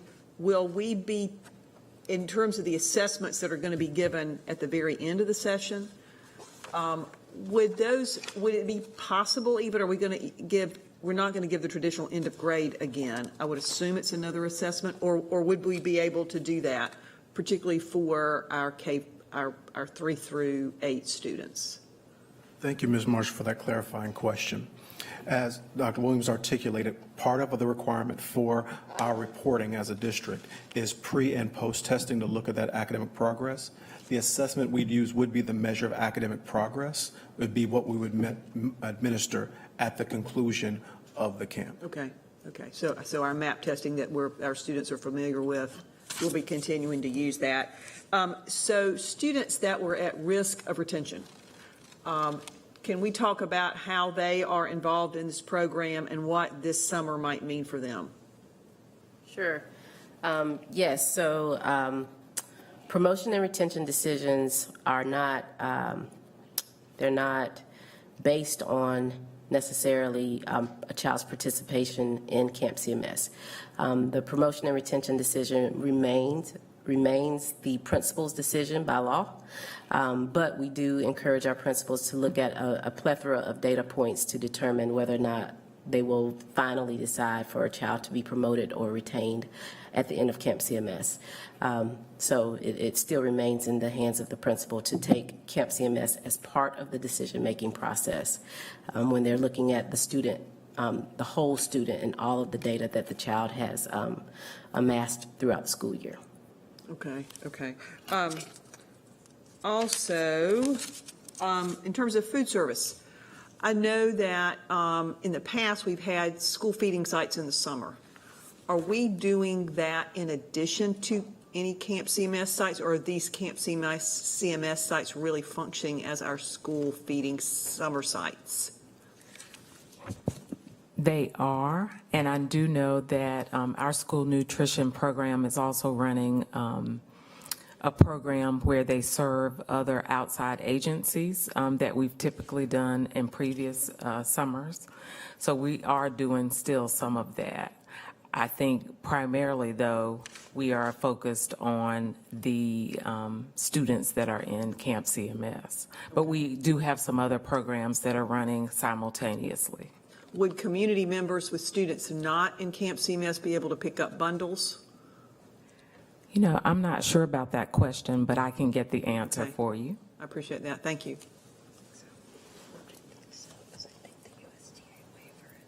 Okay, so we are going to reevaluate the need for teachers based on what we're seeing for the staff, that 5,000. If we're down, like we had 32,000 projected, only 20,000 coming, that's a pretty big delta there between that. So that's a lot of staff that we may not need. You know, I know there's a multitude of reasons, like you said, and I think some of it, when you say Camp CMS and then the 12-year-old finds out it's actually school, and I can kind of see maybe I'd get bummed about it too and rather go to basketball camp. So, I mean, I get it. I get why there's a delta between what we anticipated, who signed up, and then who's showing up.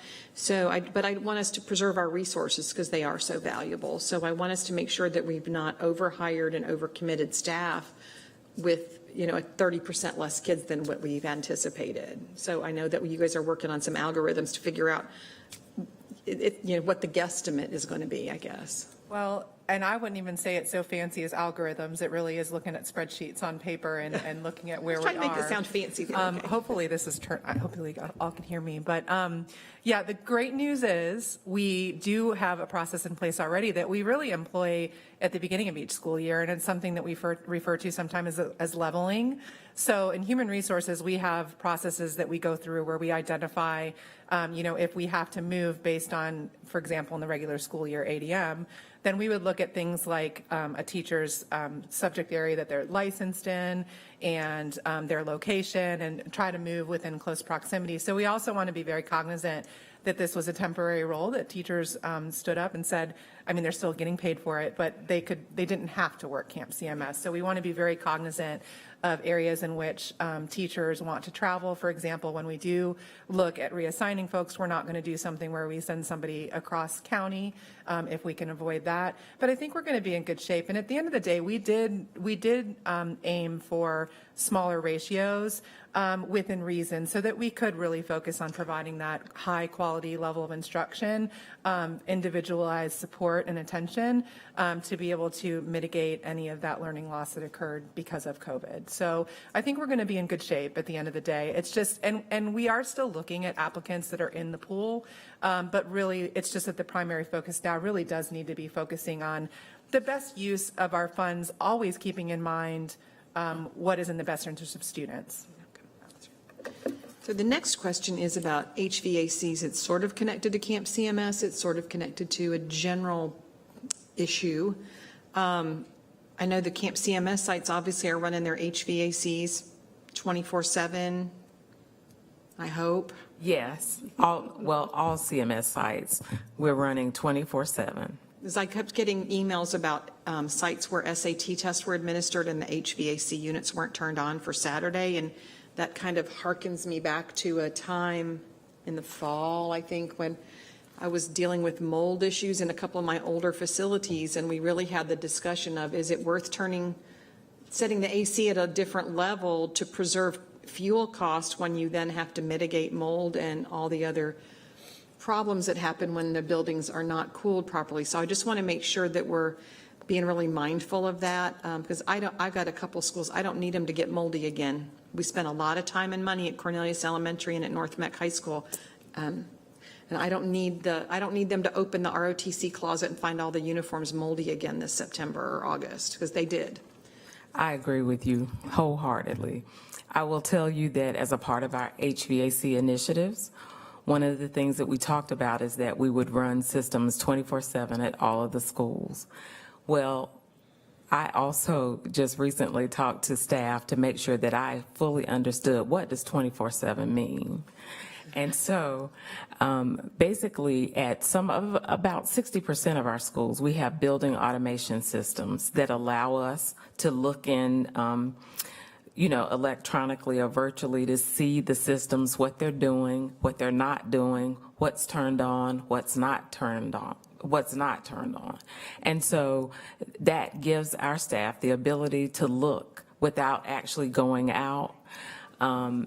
And so one of the things that we're seeing is that sometimes as staff have gone out to make repairs or to look at systems where we've had problems, certain things have been turned off and we may not know it. And so we're trying to do a better job. We have hired some additional staff on our energy management team, and they are focused on looking at all of the systems, looking at what's running, what's not running, that kind of thing. But one of the things that Paul explained to me, for example, is that even though it's set up to run, whether it's occupied or unoccupied, that sometimes certain things break or certain things happen where they don't operate as they should per their design. And so we're working towards making changes.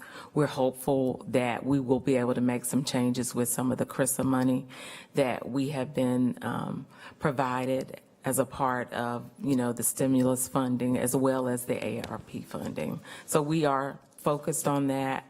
We're adding additional staff. One of the things that I also want to point out, I would be remiss if I didn't tell you that we have 29 HVAC staff members. We're currently down 7.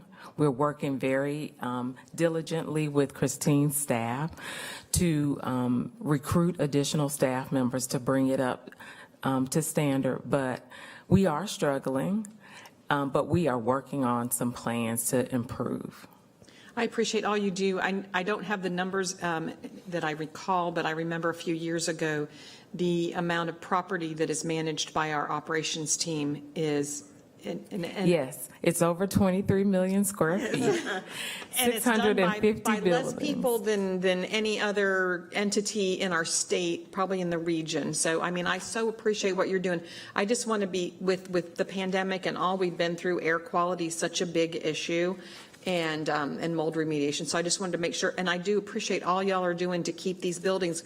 We're using buildings a lot more this summer because of Camp CMS. So the extra work and effort being put into that by your staff is also greatly appreciated from the whole operations team. And I just want to point out that when you look at our buildings, when you think about our 176 schools, we have schools that were built in 1940 and schools that were built last year, and we have a variety of different HVAC systems. We have a number of staff members that have been fortunate enough to retire and move on. And so we have a knowledge base that we're missing. We have I think it was the supervisor and assistant supervisor that moved on. And we are losing some of that. We need to focus on some professional development as well as continued recruitment. It sounds like a great CTE program, HVAC technicians that we could actually then hire after they graduate. I don't know, just a thought. One of those random thoughts that I've got again, just a thought. But it would be a great way to build our own capacity. Thank you, Ms. Cheek. We will take that back as we're trying to build our teachers, grow our own teachers as well. We should grow our own technicians and tradesmen. Okay, I know Mr. Strain out in Zoom land had a question. Yeah, thank you. I'll come on video here from Hilton Head. So appreciate the hybrid meetings that I could join from my vacation to ask a couple of questions about this important program. So appreciate the briefing on Camp CMS. I recognize that we're nearly 30% of the way through this 24-day program at this point. Kind of a lighthearted question, but no doubt for parents putting kids on buses, always a good question over the last couple of years. Certainly for me, it's been helpful to have the Here Comes the Bus app. Any chance that that's operational this summer for our Camp CMS kids? I am not sure, but I will check and find out and let you know. Okay. All right. I appreciate it.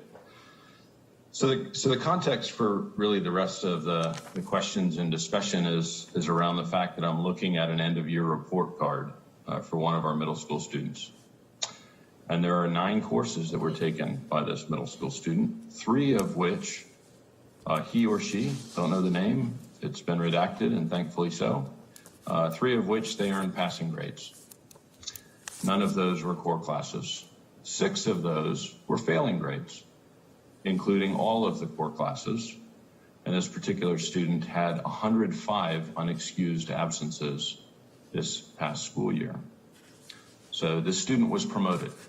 And we go back to Dr. Williams' statement about, ultimately that's in the hands of the principal as to whether a student gets promoted or not. So for the purposes, I'm going to consider this one of our students that we refer to as at risk. I look at that and I say they're at risk of not being prepared to perform as required to pass his or her academic load at the next level. And then I look at some of the statistics that we just saw. I'm not sure what the enrollment rate is for those at-risk students, but looking at the objective that was defined for this by both the General Assembly when they created this, as well as in our own presentation just now, the enrollment rate would be interesting in terms of understanding how many of our at-risk students are actually enrolled, and then the attendance rate we know. So in the presentation, we had about a 60% attendance rate of our at-risk students. And so as I look at it, there's 3 reasons to attend Camp CMS that I can ferret out. One is remediation, and it's really targeting those at-risk students. The second is enrichment, where students are attending to gain additional, academic enrichment, and that they're not there for remediation. Remediation is not required for those students. They're there for academic reasons. And the third is frankly daycare, and that's okay too. We're offering Camp CMS, and those are the 3 primary reasons I can see that students would be attending. And so I want to go back to the primary objective and those at-risk students. So do we know how many at-risk students we had at the end of the 2020-2021 school year? The school year we've just completed, how many at-risk students did CMS have in the system? Certainly from 3rd to 12th, where we're offering Camp CMS. Thank you, Mr. Strain. This is Frank Barnes. At the time where we were looking at trying to determine those at-risk students we wanted to reach out to, which was a few weeks, actually about 5 weeks shy of the end date, we were at approximately 65,000 of those students who we were heavily concerned with. We have to look back and update those figures for look at the final grades, which we have not yet completed, as we're going through our summative results on our EOGs and EOCs. Okay, so I characterize the at-risk at being at risk of not being prepared to perform at the next level and pass the required academic load. Is that a fair characterization of at risk? I think for our purposes for Camp CMS, we had the bar a little bit lower. We were looking at students who might have had an F in a core content course, specifically English language arts or mathematics, all the way up to, or down to, from grade 12 down to about grade 3. And then in grades K through 2, we were looking at their performance on the winter map assessment and looking at a particular percentile, if they believe that particular percentile, because they didn't have grades. So we weren't saying just generally having multiple Fs, but if you had at least one F in one of those areas, that would have gotten you on that list of concern at the time we pulled those data. Okay, so I think it is pretty consistent with the way I was thinking about it. So, you know, in the example I gave, obviously that was a student that was failing all of their core classes, you know, 6 of the 9, including all the core classes. So that they would certainly fit into that description you just gave and I just gave, that they're failing. And if education is foundational, which if I learned anything over the last 4 years, it certainly is. Not that I didn't know it before, but certainly reinforced every day on the board, that's an issue, right? So at risk. And so of those 65,000 students, we know that some number, and it was in the slide deck, were enrolled in CMS, and 60% of those that were enrolled are actually attending. So the primary purpose of Camp CMS was actually to serve those 65,000 students, of which, you know, what do we got now? We're averaging, I had the number here somewhere. It was a little bit over about 12,000, yes, sir. 12,000. A little bit over that, about 12,500. So assuming all 12,000 of those, so do we know of those 12,000, how many of those are at-risk students versus not at-risk students? Excuse me. So we have approximately about 20,000 plus who are attending. Of those, approximately 12,500, I have to go back to the slide to remember exactly, approximately 12,500 are those, in air quotes, at-risk students we're concerned about. Okay, so we're somewhere between 20 and 25% of our at-risk students that really the General Assembly and CMS and every other LEA that set this up, we're targeting, are actually taking advantage of it. So that's interesting. And then we get into the accountability measures. So from that, the metrics appear to have been defined. And early on in the presentation, there was a slide on those objectives, which is really the, you know, targeting, you know, the purpose of Camp CMS, right? Which I think we defined as mastery and understanding of high priority grade level standards. And so the accountability measures didn't appear to be reported yet. And if I was tracking, a number of those may be showing up during the course. I mean, we're 25% of the way through the program now. So a number of those may be showing up during the course of the program. A number of them may be trailing indicators where we're actually measuring at the back end of the program, right? So in this report tonight, we got a lot of metrics, but those primarily appeared to be staffing and other activity levers, the transportation, you know, the school nutrition, the building services, which we certainly, of course, appreciate all the work that's going on and from an operations and HR standpoint, you know, reporting how we're doing there. But the difficult fact is that's not why we're here, right? And so if we can focus a little bit on the objective, do we have benchmarks and goals? Do we know now? I mean, we talked, Dr. Barnes, you and I just talked a minute ago about the numbers of students we were targeting, 65,000 students, and maybe 12,000 of those we've actually got attending in some way, shape, or form. Do we know with those, at least those 12,000 students, where they stood and where we're hoping to get them to? You know, how do we measure success, right? We're running a 6-week program. We define that as 24 days. Lots of focus on this. We want to make a difference for these kids. That's why we're here. Do we have benchmarks and objectives, goals that we're hoping that this program is going to deliver for these kids? Yes. Going back to one thing, there's a mix of both in the academic areas. There's a mix of both leading and lagging indicators. I would say the progress measures that you alluded to astutely are lagging indicators, things we would know at the conclusion. The areas where we're looking at standards mastery kept through our Mastery Connect platform that we're launching through Camp CMS, but we'll be utilizing for all schools or all elementary K and middle schools next year.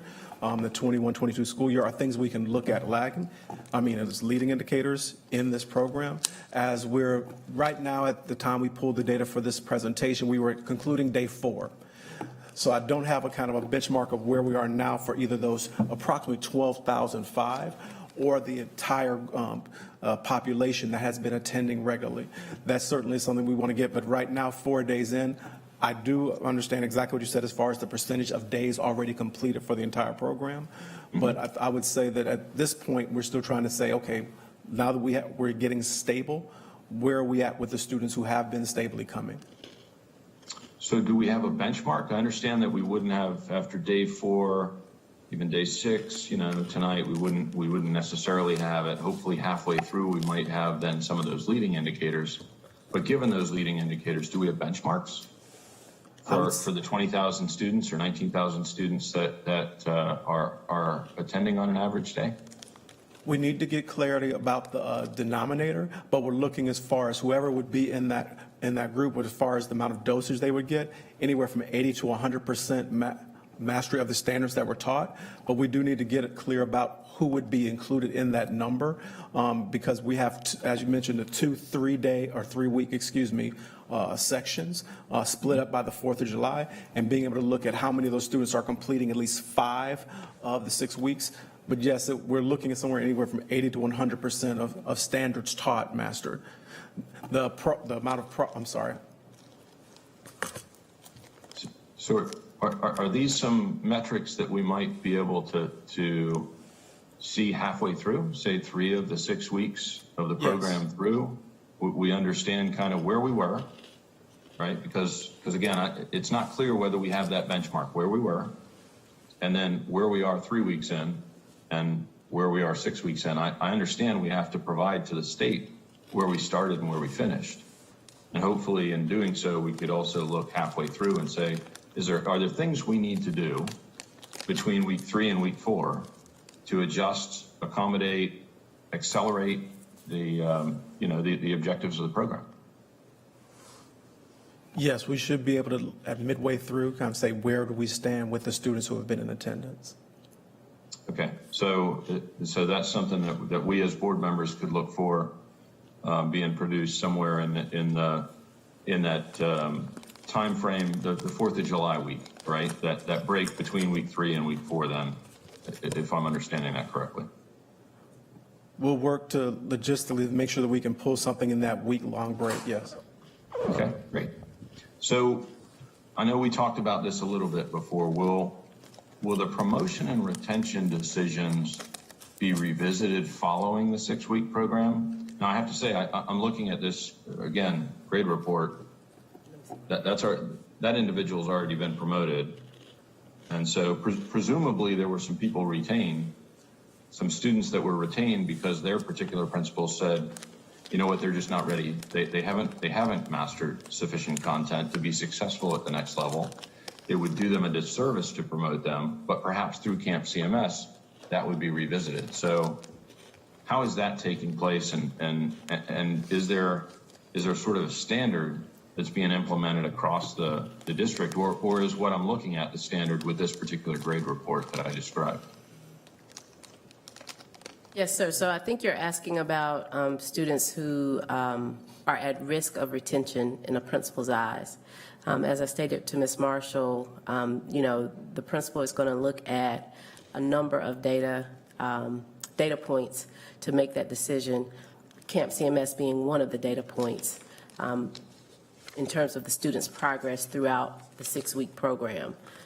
So is that what you are asking?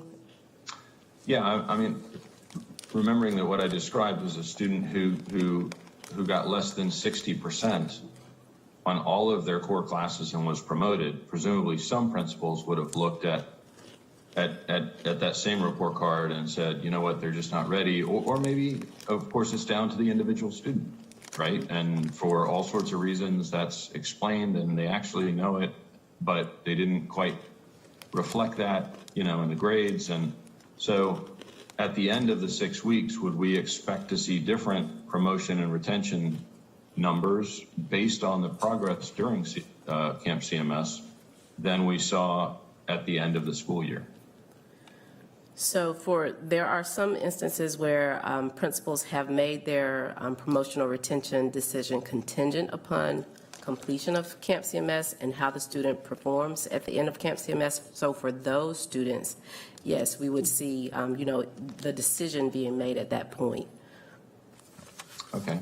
So perhaps we can, and I want to say that I might have seen some of this data. I don't remember it published for sure, but perhaps then in terms of what Camp CMS has been able to achieve with and for our students, we can look at those promotion and retention figures at the end of the completed school year, and then at the end of Camp CMS as well. That may be material, it may not.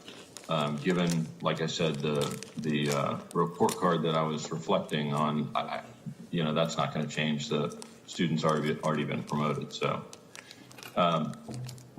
there was a reference made to a third grade performance bonus.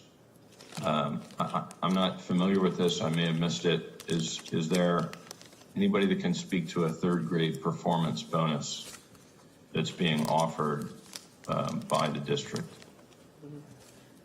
Yes, the session law does require that teachers who are teaching third grade students, that if the students that they teach for the duration of the program, if those students meet their Read to Achieve benchmarks at the end of the program, then those teachers would receive an additional incentive pay bonus that's outlined in the legislation.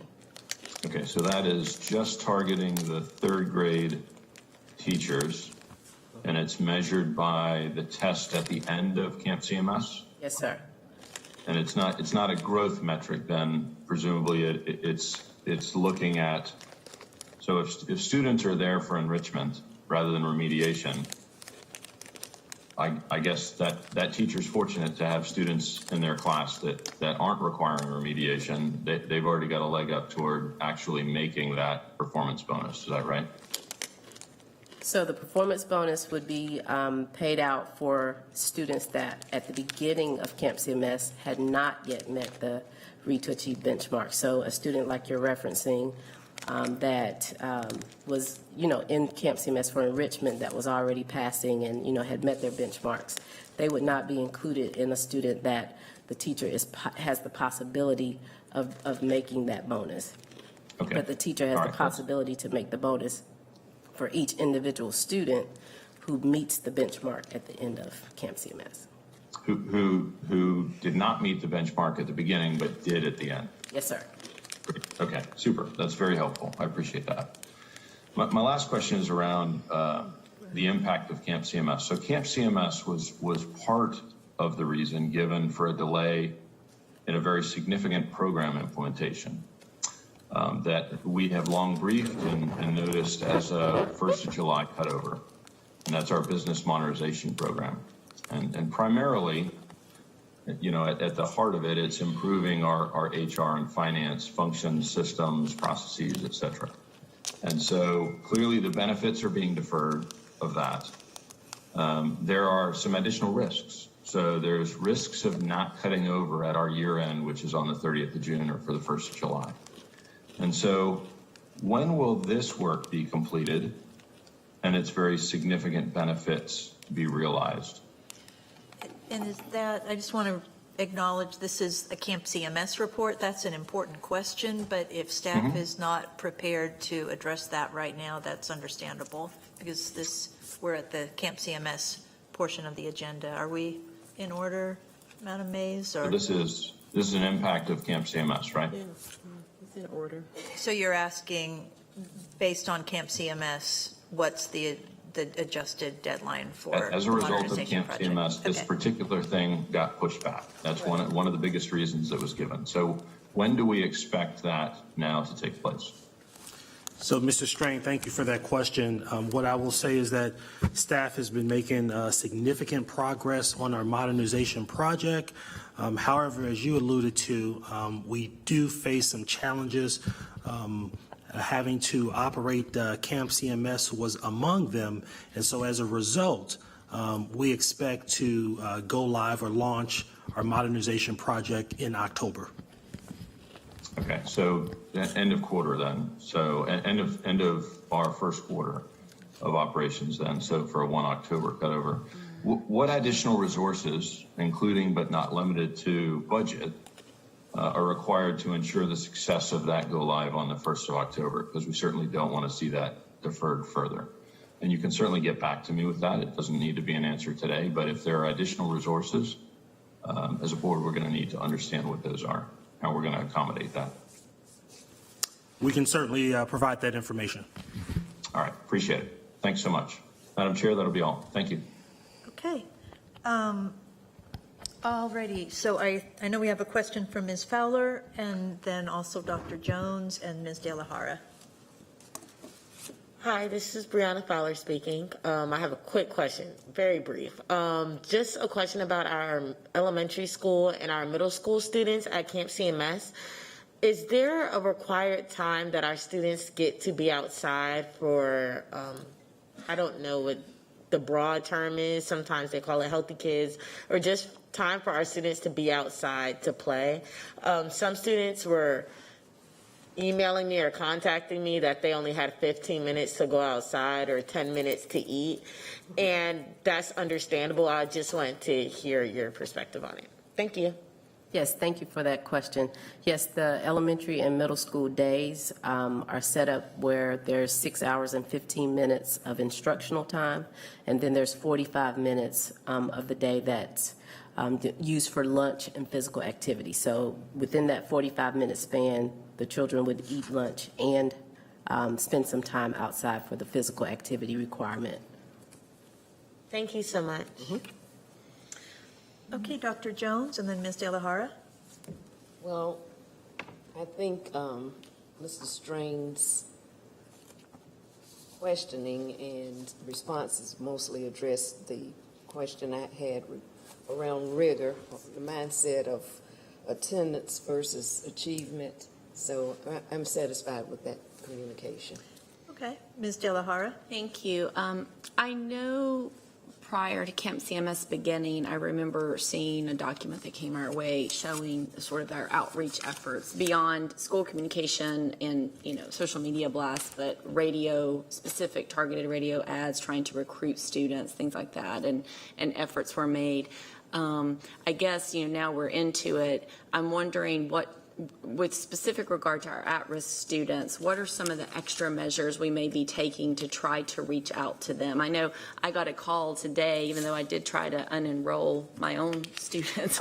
I got a call from the school because I was still on the roll, which that was nice. My kids are fortunately not considered at risk, but it did occur to me, what are we doing? I know during COVID we were we had the street teams knocking on doors and, specific outreach to families, maybe using interpreters, different mechanisms. I'm just wondering what all we can do, because I do have a sense, I tried to sign my kids up last Friday night for a special teen event at a YMCA, and in speaking with the counselors there, they were shocked at how few kids came to that program as well. And I sort of this is just anecdotal from life experience, feeling like there's been the shift in our society and with COVID, and even, they were surprised that so few kids had come out to what was usually more of a packed sort of teen event at the YMCA. So with that in mind, if that is indeed just sort of, we're all sort of catching up, understanding that life is getting back to quote unquote normal, what efforts can we do, even this week, to reach out to those at-risk students in particular, to try to reel them in if we can and make sure they're aware? Yes, ma'am. So some of those efforts are currently taking place. For the remainder of this week in particular, we are reaching out to the students that have not yet shown up for Camp CMS, as you referenced in the program that you took your children to. So, schools are employing a variety of methods to reach out, personal phone calls, teachers reaching out specifically. Our student services teams are reaching out and making some home visits to try to find the students that are not yet showing up. We're making Connect 5 messages, emails, interpreters, everything you mentioned. Those things are being done at the school level to reach out to the families that we have not yet seen. And there are other things that we can think creatively to come up with in the future to help also help us find other students that have not yet shown up. Well, I appreciate all those efforts and whatever other efforts we can do to think out of the box, right?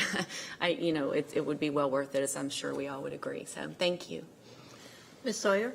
Thank you, and thank you for your incredible work in standing up a whole school district for 6 weeks. Are we offering any attendance incentives for families, either for perfect attendance or for, showing up for the week? That had come up in discussion. I wondered if that was realized.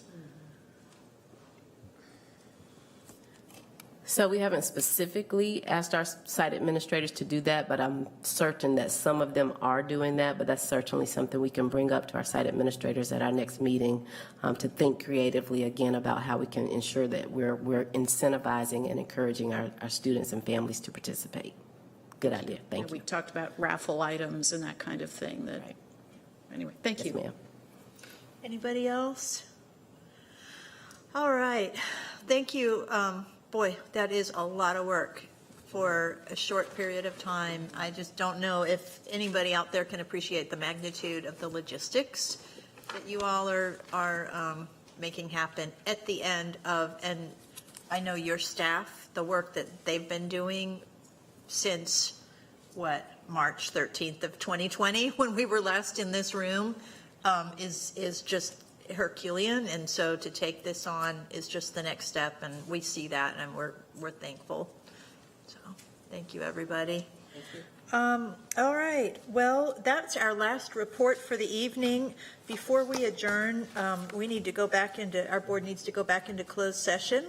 So the chair will now entertain a motion that the Board of Education go into closed session to consult with our attorneys and members of the board's mediation working group in accordance with North Carolina General Statutes 115C 431. Do I hear such a motion? Motion made. Second. Okay, a motion from Ms. Marshall, a second from Ms. Sawyer. All those in favor, please let it be known by a show of hands. Any opposed? And Mr. Strain, I know I just got did you have to? You're still here? So I'm an aye, but I'm not going to join you in opposed. So. Okay, all right. Well, travel safely. And appreciate it. We are now moving back into closed session. So I think we'll move back upstairs.